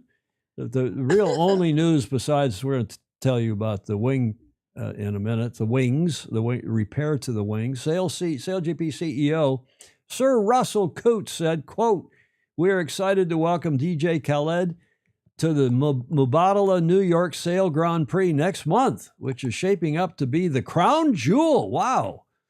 Crown jewel of our season calendar. With his support, we are seeing tremendous growth for Sail GP in the U.S. market, having sold out our Los Angeles and San Francisco events in March, and with the aim of packing the grandstands on Governor's Island in New York in June. And the DJ himself is quoted as having said, "Life is like sailing. The goal is to weather everything, and I'm excited to hype up the Sail GP crowd in New York. I don't say I'm the best." He's famous for you saying we the best, or we the this, or we the that. I say we the best, and that's why I'm excited to be Chief Hype Officer, to bring everyone together and get them excited about Sail GP. And Mark Holland, perhaps a bit tongue-in-cheek, saying, "Wow, that alone makes me want to attend," as Julia buries her head in her hand. John Emmett is saying there may be some rather disappointed USA fans. Yeah. And Stingray's updating us, saying that Sail GP's foil bat, this is the ship he's been following for us, is anchored off Long Beach, New York for now. Long Beach is, of course, out there on Long Island. Fritz Mueller says that was horrible music on that promotional video. Well, we'll see. And I thought you would enjoy that. I sent a note to Richard Gladwell. Yes. And to MTM, the Magnus the Magnificent. I said, "Oh, look at this! We got this announcement." And I won't reprise what they said in reply, because neither of them is too amused with all this. Governor's Island. Oh my God, the East River, so much current. Yeah, that is going to be a wild place to sail. I've said this. I'm not sure I've told this story on this show, but New York Yacht Club used to run a fall regatta. They run their annual regatta, which was in New York, and then it's been out in Newport for years and years and years. Mm-hmm. They used to also run, that is New York Yacht Club, a fall regatta. And some, 20, 25 years ago, they decided to run it in New York proper, right off the Statue of Liberty in Governor's Island, instead of running it out in Long Island Sound at one of the clubs like at American Yacht Club or Stanford Yacht Club or one of the clubs in Greenwich. So we raced, and I was racing a New York 40 with George Carmody in those days as his tactician, and we raced in the river. Mm-hmm. And in the same general water. They kept the boats around the corner at South Street Seaport and sailed out there. Mm-hmm. And there were logs. And there were floating human logs, meaning poop. They pulled a dead body out, not near us, but we saw the Coast Guard and all the blue lights, and they went running over there and pulled the body out at some point, or so we were informed afterwards. And there was so much current, and there's so many ferry boats and so many barges going back and forth. And you learn to kind of sail up and around and over the wake of all these boats. And it was just a madness. Oh, sounds like it. And we not bragging, but we won the regatta. And this was on overall, not just we won our class, but we also won overall. And we still said after that regatta, nonetheless, we would never, ever go back there and sail again. Mm-hmm. And New York Yacht Club has not been back there sailing again. So it's one of the reasons why, as Steve Suchia and others, Hamish Ross will tell you, that the Cup was moved from those waters up to Newport in 1930, because there was just so much traffic and so much junk and so much current and yada. Yeah, Rob Fry saying, we used to race in the Liberty Cup match racing. Wasn't too bad. Well, that's good to hear. Okay, so the DJ is back. Now, here's the second part, and a much more positive aspect of this. They have been doing a lot of work on the wings, and here's an interview. I'm not sure I'll play the whole thing, but I'll play the first half of it, 3.5 minutes, of Sir Russell Coutts, CEO Coutts, Commissioner Coutts, updating us on what's going on with the wing. Hi there, I'm here at SailGP Technologies with CEO Russell Coutts. A bit unusual for me to actually get to interview you, Russell. I'm obviously at the SailGP Productions normally during the show, and you're on site. We're here, like you see behind us, everyone working so hard. It's an amazing facility we've got here, but I guess we can't ignore the fact that it's pretty disappointing to not be heading to Rio. Pretty heart-wrenching decision, I'd imagine, for you to have to make. How did it feel to have to make that, and why exactly did we have to make the call not to go there? Well, it was unfortunate that we had to cancel the Rio event. Once we got to the bottom of that we had an issue with the shear webs of the wing sails, then it was a no-brainer. You know, there was only one thing to do, and that was fix it. Yeah, okay, and I can see in the background there's an awful lot of wings. There's an awful lot of people working very hard to get these wings ready. What's the situation with the wings, and how are we looking with New York in mind? Well, the new shear webs that are going in are approximately twice as strong as the old shear webs. Whilst we are, going to get more information on the loads and so forth, and strain gauge the wings, we've taken a very conservative approach in terms of, okay, let's just make sure that we fix this once and for all. At very little compromise. I mean, it's a few kilograms heavier. Yeah. But much stronger. Pretty good time. You talk about nice weather. It's sunny here. There's a good breeze, and we're only a few miles away from Portsmouth, so that's kind of got me excited. We're only a few events away. New York's going to be huge, but take it back to Auckland. I wasn't able to be there, but you were there. So how did it feel to see that crowd and that atmosphere? It was a little snapshot of where we want to take SailGP to for all events in the future. And I think you'll see a similar crowd, maybe a slightly bigger crowd in Portsmouth. We're hoping so. So judging by the ticket sales, it looks like that'll be the case. So that's exciting, and I'm really looking forward to delivering a great event there, because it's the fans here love their sports. They love their water sports. So it's going to be great to have a big crowd in Portsmouth and put on a great event, and hopefully we get some strong wins like we did in Auckland, and that crowd's fully entertained. Yeah, that's right. And I suppose on a story point of view, which is maybe a little bit more the side of it I'm coming from these days, and Dylan Fletcher and Giles Scott, the drivers swapping seats, and that confrontation's been a great story this year. What other stories have you enjoyed from a racing perspective?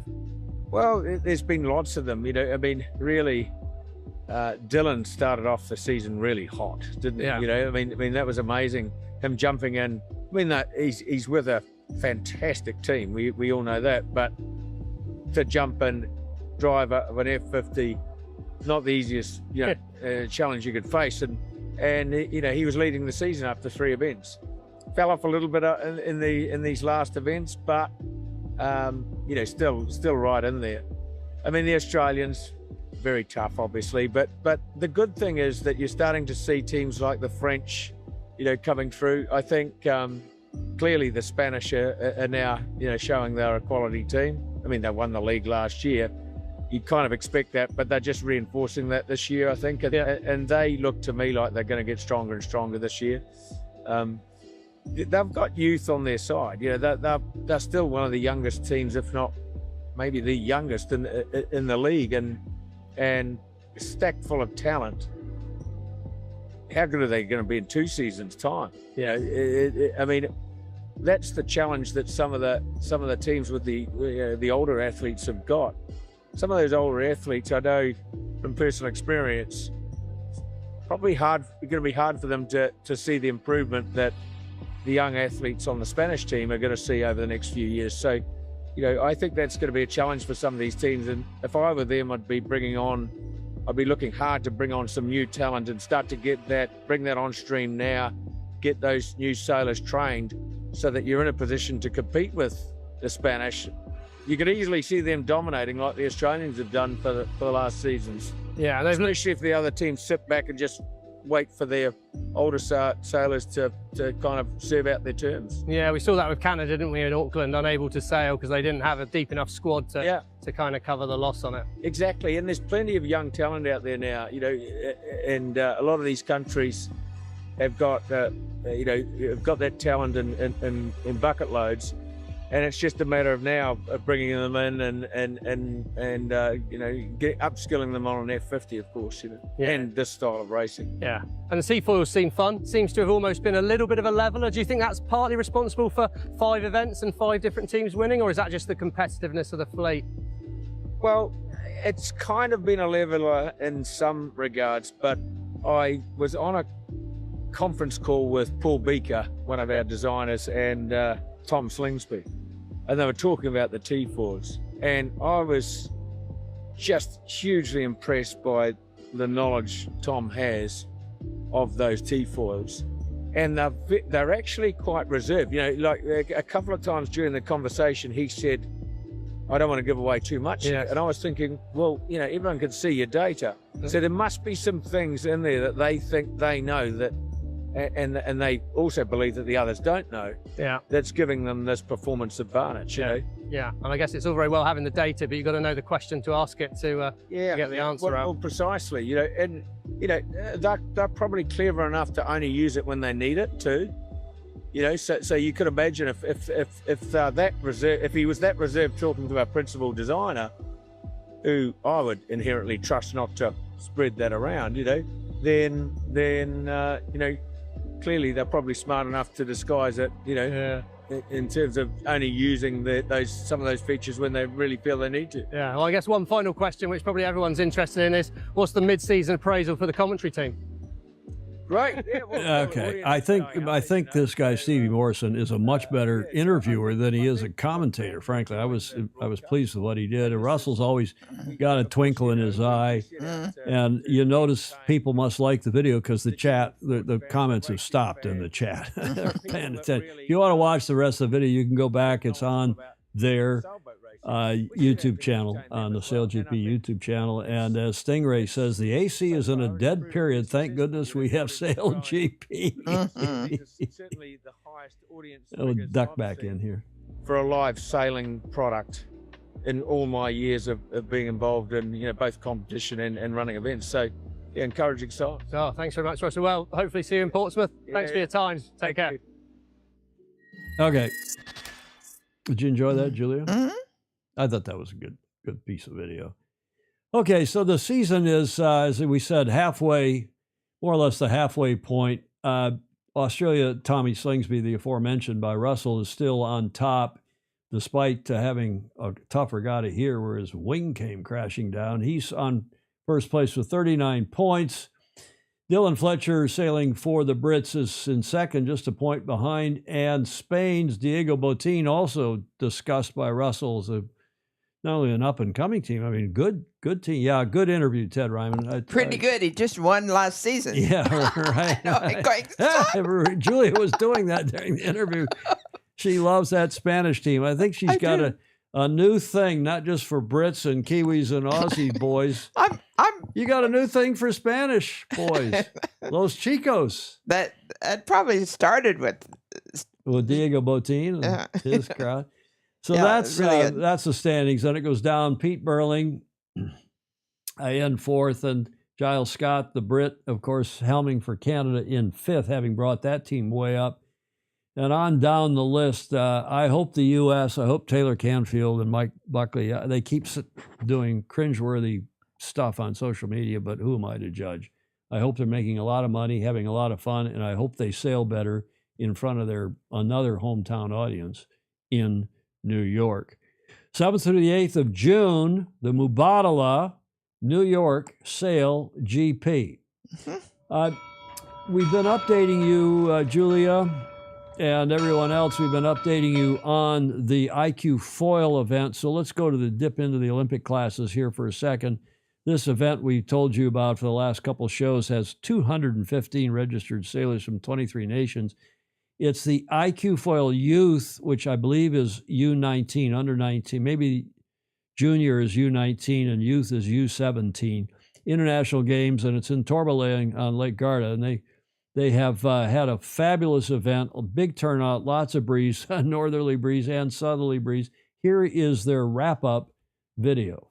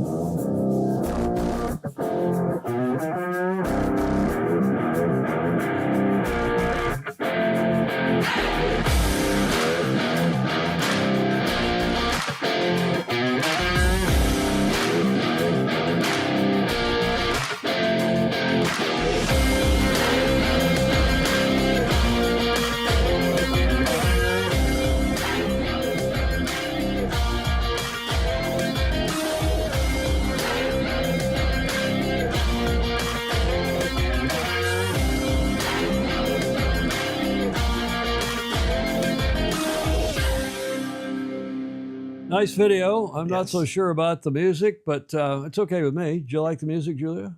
It went with the bounce. It was bouncy.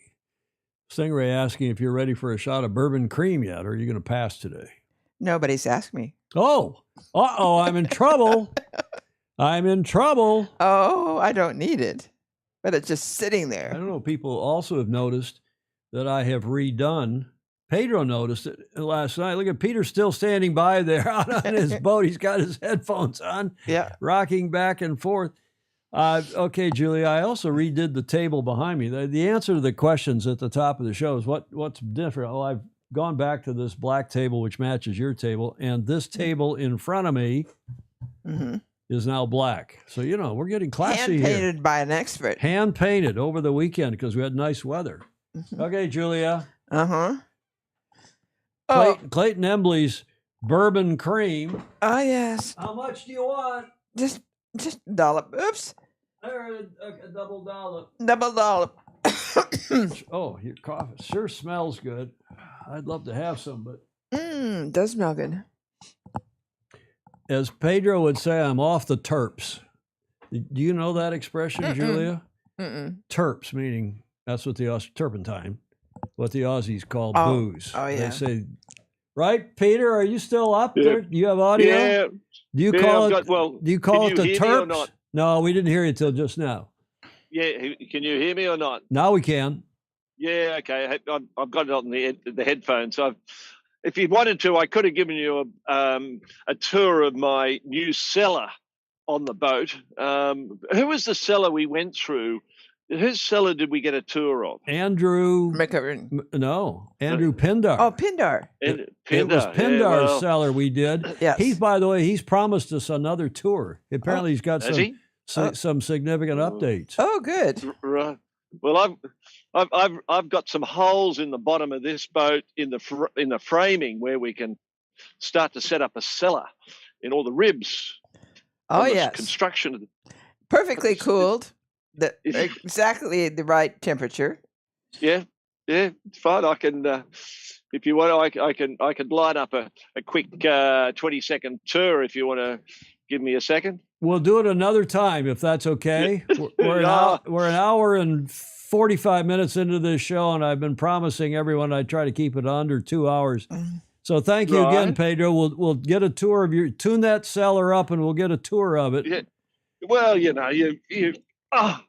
that's but Tom, you don't know how quickly I can respond to requests. Oh, Oh my God, Bilge Beer, Yarvahe wants to see it. Alan Long wants to see it. Okay, Peter, quick. Here, we're going down. We're in the cellar. Oh, look at that! I've already got. There's one ready to go. Oh yes. It's a Mount Lawson Merlot, but for those that are interested, this is what the inside of a 12-meter looks like. Well, this is worth the price of admission. Yes. For anybody that's never seen an inside of an aluminum boat, let alone a 12. Well, it's a little bit. It's a bit funny in here, and this is the Seas motor I'm replacing. It's only done an hour, but it got flooded because someone left that switch on. Oh. Clayton Embley wants to know why you don't have any bourbon cream down there in your cellar. Yeah. Oh, he's got. Well, you've got my email address. If you email me, I will send you my address, and any donations are kindly accepted. And now we're just looking back the other way. Julia's sampling hers now. So, Peter, thank you for the tour of Below KA5. And you better tune that. That's fine, Tom. You better tune that up. There's not much in there. You better get Clayton Embley to send you a bottle. And you get the Hardy family to send you some more. I know they don't own the Hardy winery anymore. No, but so Jim, he and I were friends. I did some work for him on the factory out at Botany there years and years and years ago with security, with some security film. And Gentleman Jim. Yeah. He didn't want golf balls going through his window because he was right next to the golf course. Thanks, Pedro. Okay, Tom. Ciao. We go back here, Julia. Yeah, go back and do your show, Tom. Yeah, we'll finish it up here. Well, that was worth the price of admission, Julia. While we're on Olympic classes, I thought we should update on Qingdao, where the Ilka 6s and 7s, and as I said at the top of the show, they're at 6s and 7s for lack of wind.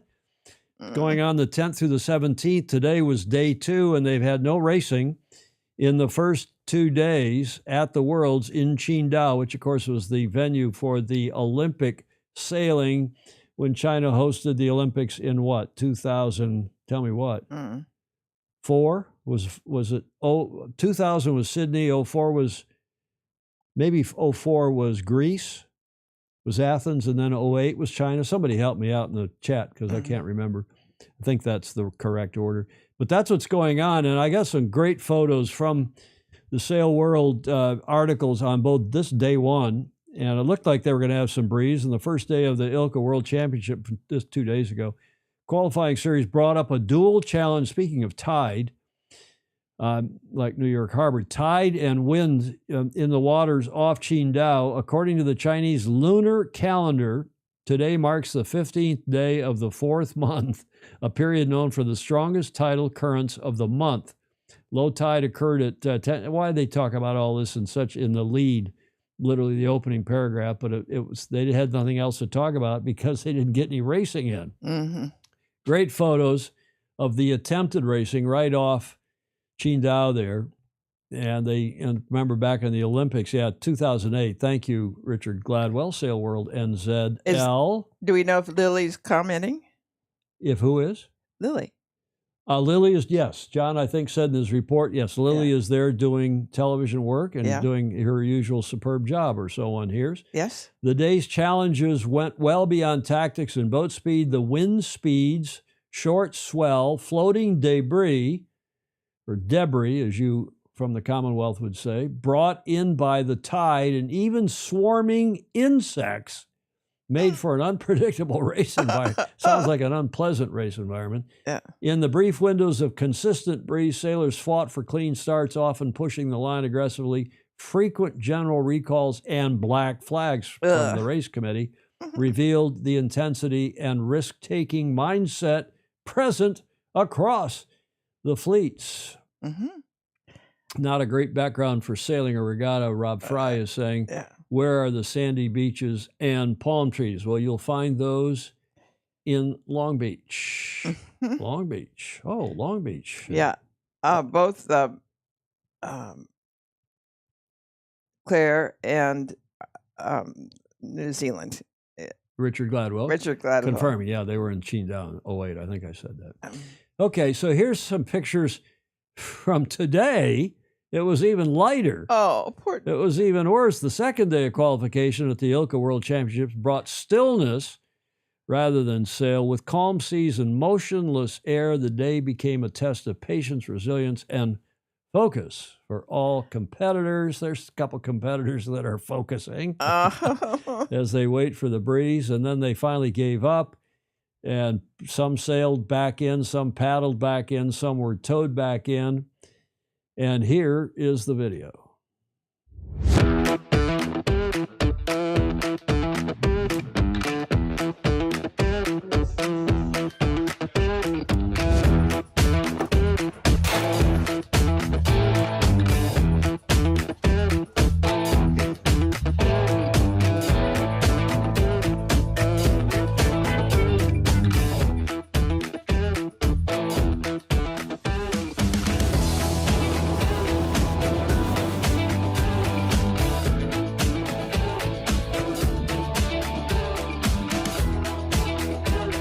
The tow back in.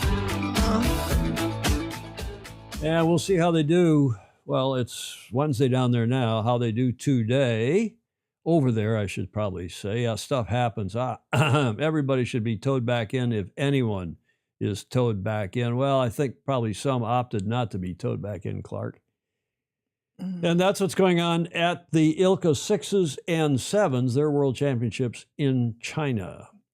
While we're on Olympics and Olympic classes, I'm going to say again that the 2028 Olympic venue, which is apparently still not decided, and the Croutonic LA politicians are still at work trying to move it from Long Beach, where it has been agreed by all except the LA politicians. And apparently World Sailing, too, has not put their stamp of approval on Long Beach for some reason. Exactly. I just wonder about following the money. When something doesn't add up, Julia, right. The answer is to follow the money. And I still suspect that the Chinese president of World Sailing, Quan Hai Li, yes, and maybe Chinese interests in the port of LA, right, are, shall we say, harmonized, to be polite. Yeah. The decision is simple. Do it in Long Beach, where LAOC, or LAO, that was what they were called in 84, what LA 28 have already decided, what the city of Long Beach has already agreed, what everybody has already agreed. And yeah, Stingray is saying, any opinions if Long Beach is better than San Pedro? Long Beach is correct. San Pedro, by all accounts, not just me, but anybody that sailed in those areas, yeah, it's Croutonic. I still think that if anybody who is objecting ought to just visit in a little sailboat. Julia, it's not a matter of that. It's not a matter of objective, thoughtful decisions. You know better than that. You're a smart person. You were vice president of your class at Stanford. It's about the money. I wasn't vice president of my class. Of the student body, even better yet still. Ping the World Sailing CEO and tell him what you think. David.graham@sailing.org, because there's something going on here. And I also heard a comment, I won't say from or by whom, but a comment that even World Sailing says, oh, well, SailGP had a terrific regatta in the port of LA inside the breakwater. Well, it wasn't a terrific regatta, but what it was a lot of money, because the port of LA pays money to host these things, and they got a lot of money. A little bit less now that the Chinese-U.S. tariff situation has, but apparently that's getting solved as well, and it's going to be situation back to normal, right, Julia? Don't tell me about people going there and saying, you would be there for 30 seconds and say, well, this is a no-brainer. I know. Gosh. Yarvahe, easy. Trump's personal interest more important than anyone else's. I don't think Trump has anything to do with it, but we shall see. That's my opinion, and that's my regular rant. Easy, Tom. I think we agree. Well, Alan Long, I have to, it's not you I'm worried about, Alan, or any of the other regular on here. You never know who's going to watch this and say, hey, you know what? Eamon had a good point. This ought to be in Long Beach, not in L.A. What a good idea. What a good idea, right, Julia? Right. Right? Mm. You can see the bourbon cream now over my shoulder a little bit better, Julia. through the bokeh. Do you know the word bokeh? Yeah. Bokeh. Oh no, not bokeh. Not bokeh, bokeh. That is B-O-C-A. Bokeh. That is the blur when the foreground is in focus and the background is slightly out of focus, which puts the foreground and makes the person in the foreground pop. I need all the help popping I can get, Julia. All right. We'll work on that. The last leg is up, and it's another John Emmett. This is his report for today, since we ran Friday's report at the top of the show, and here he is again. Tom, Julia, and all the Fozy. So a little bit of a good news story here. Not sure if you can tell where I am, but this is now, I'm going to struggle to get this right. It's like Ilkers and lasers. I'm now at the Weirwood Sailing Centre.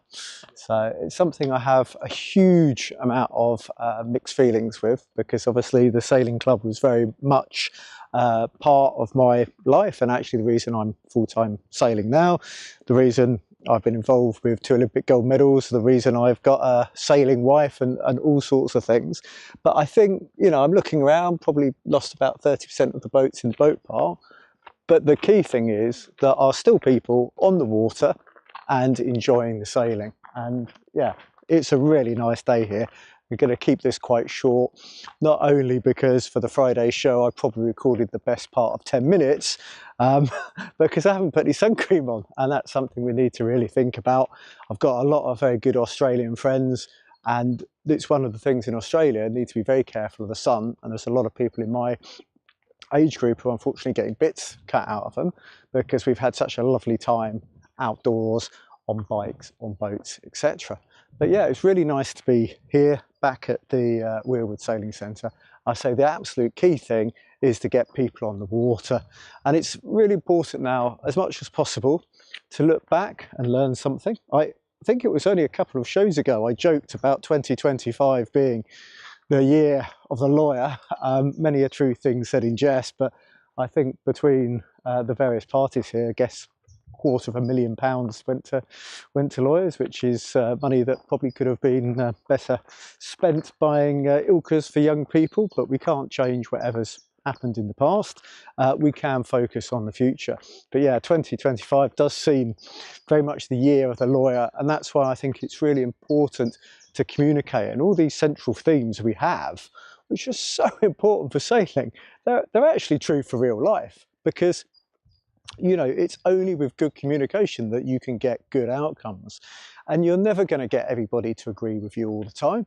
As a coach, often my philosophy is very simply to give the sailors the best information in the clearest way that I have, and then they can make their own decisions. And hopefully, if I've presented things in a clear enough way, because there's a lot of sailing myths, then they're actually going to come to the same conclusions as I am, because of course everybody in the team wants everybody to have a good race. So that's really important. If you have a disagreement with someone on, off the water, whether it's a family situation or a whole country's, we need to think about actually bigger picture and doing what's best. So I'm here at Weirwood, and bigger picture, we've got quite a few people who are now back enjoying the water, and that I think is probably the most important thing. I'm going to leave it there, but rather than the usual outro, I just wanted to remind everybody, tune in to watch the live coverage of the Ilka 6 and 7 World Championships in Qingdao, China. I'll be there. Okay, there's a picture of what used to be, I think, the Weirwood Sailing Club.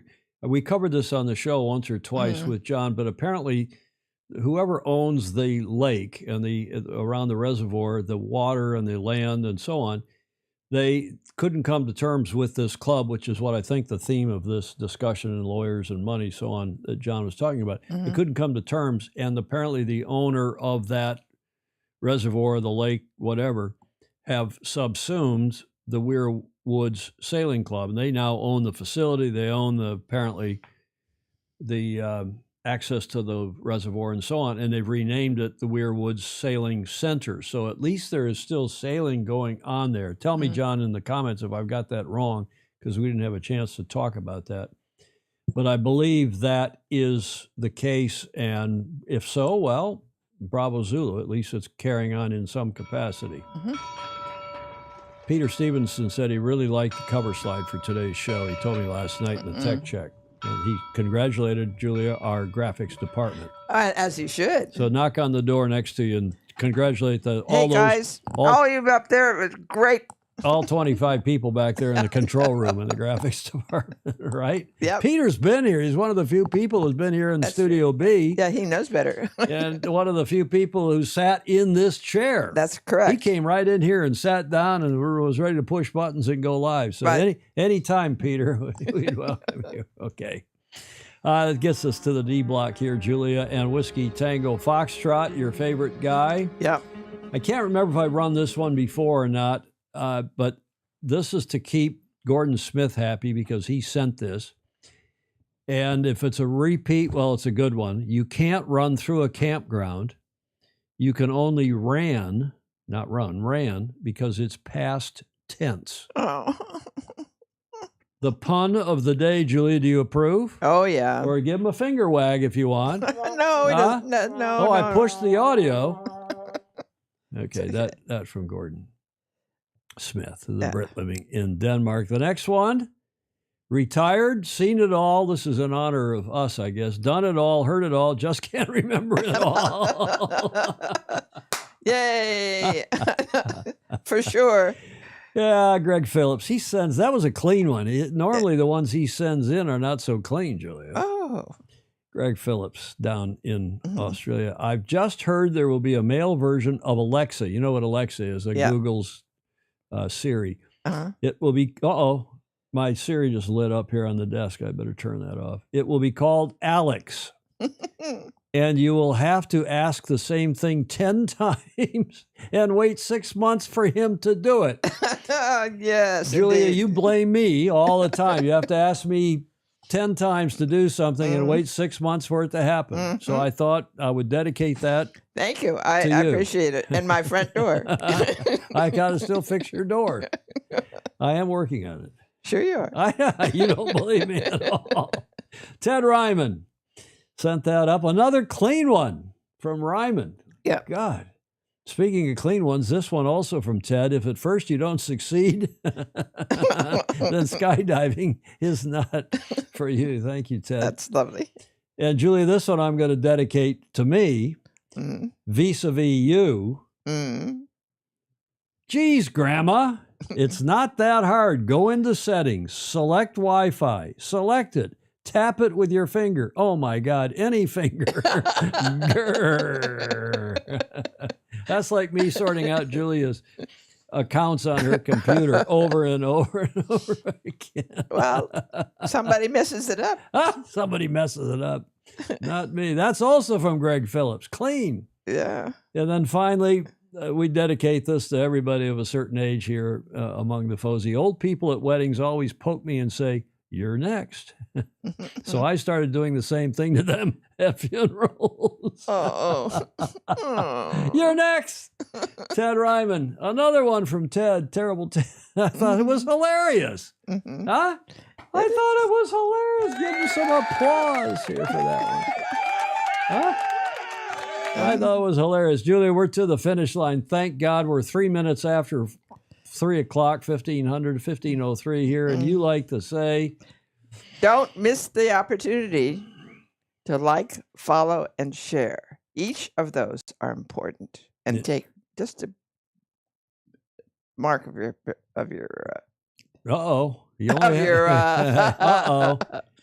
Comments are welcome, even in replay. The kid had the best bowl cut ever, Steve Cooper saying his haircut. Julia, we also like to say that, comments are welcome in a replay, but we also like to say thank you very much, speaking of the Fozy, for all of you who support us, to keep us in one piece. And without your support, we would not have a studio at all. We wouldn't have a show. And we only use whatever money you send us, we only use it for equipment and for streaming costs and so on. We don't buy peanut butter with it or let alone booze. I don't drink. So, Julia, patreon.com/join/Sailing Illustrated. I want to thank Peter Stephinson, who is still standing by. Thank you, Pedro. Much appreciated. He was a terrific guest. He was. As was Mark Holland last Friday. Mm-hmm. Thanks for your support, all of you, whether it's content. Jody Shields is someplace in the UK. Paddington, yeah, in Paddington, the outside London town. Yeah. Thank you to all of you who gave us audio, video, and images, or let us use yours for the show today. Claire Harrington, thank you, Vice Commodore Harrington, for helping facilitate those pictures from that fabulous commissioning at Harbor Court on Saturday. Mm-hmm. Gordon Smith also thanking Pedro Foiling Sailor. Julia, final thoughts, if any? I don't really have anything. Okay, well, you heard it from Julia. Peter's got one more thought. I knew he'd want to say something. Yeah. Over to you, Peter. Yeah, don't forget to like, follow, and share, and back the bid. And for John Emmett's benefit, he wanted me to explain, whatever you want in life, give it away. So if you want love, be loving. If you want respect, be respectful. And if you want anger, just be angry at someone. Okay, Peter, thank you. We're going to have to call him, instead of Pedro Foiling Sailor, we're going to have to call him Pedro the Philosopher. He can be our official Sailing Illustrated philosopher. Mm-hmm. He keeps that up. Thanks, Peter. Pleasure, Tom. Thank you very much. Yeah. Okay, and that wraps it up for us, everybody. Thank you so very much for joining us today. Yeah. Again, we'll do this on Friday, same time, same channels. In the meantime, sail fast, sail safe, and have fun. Ciao for now.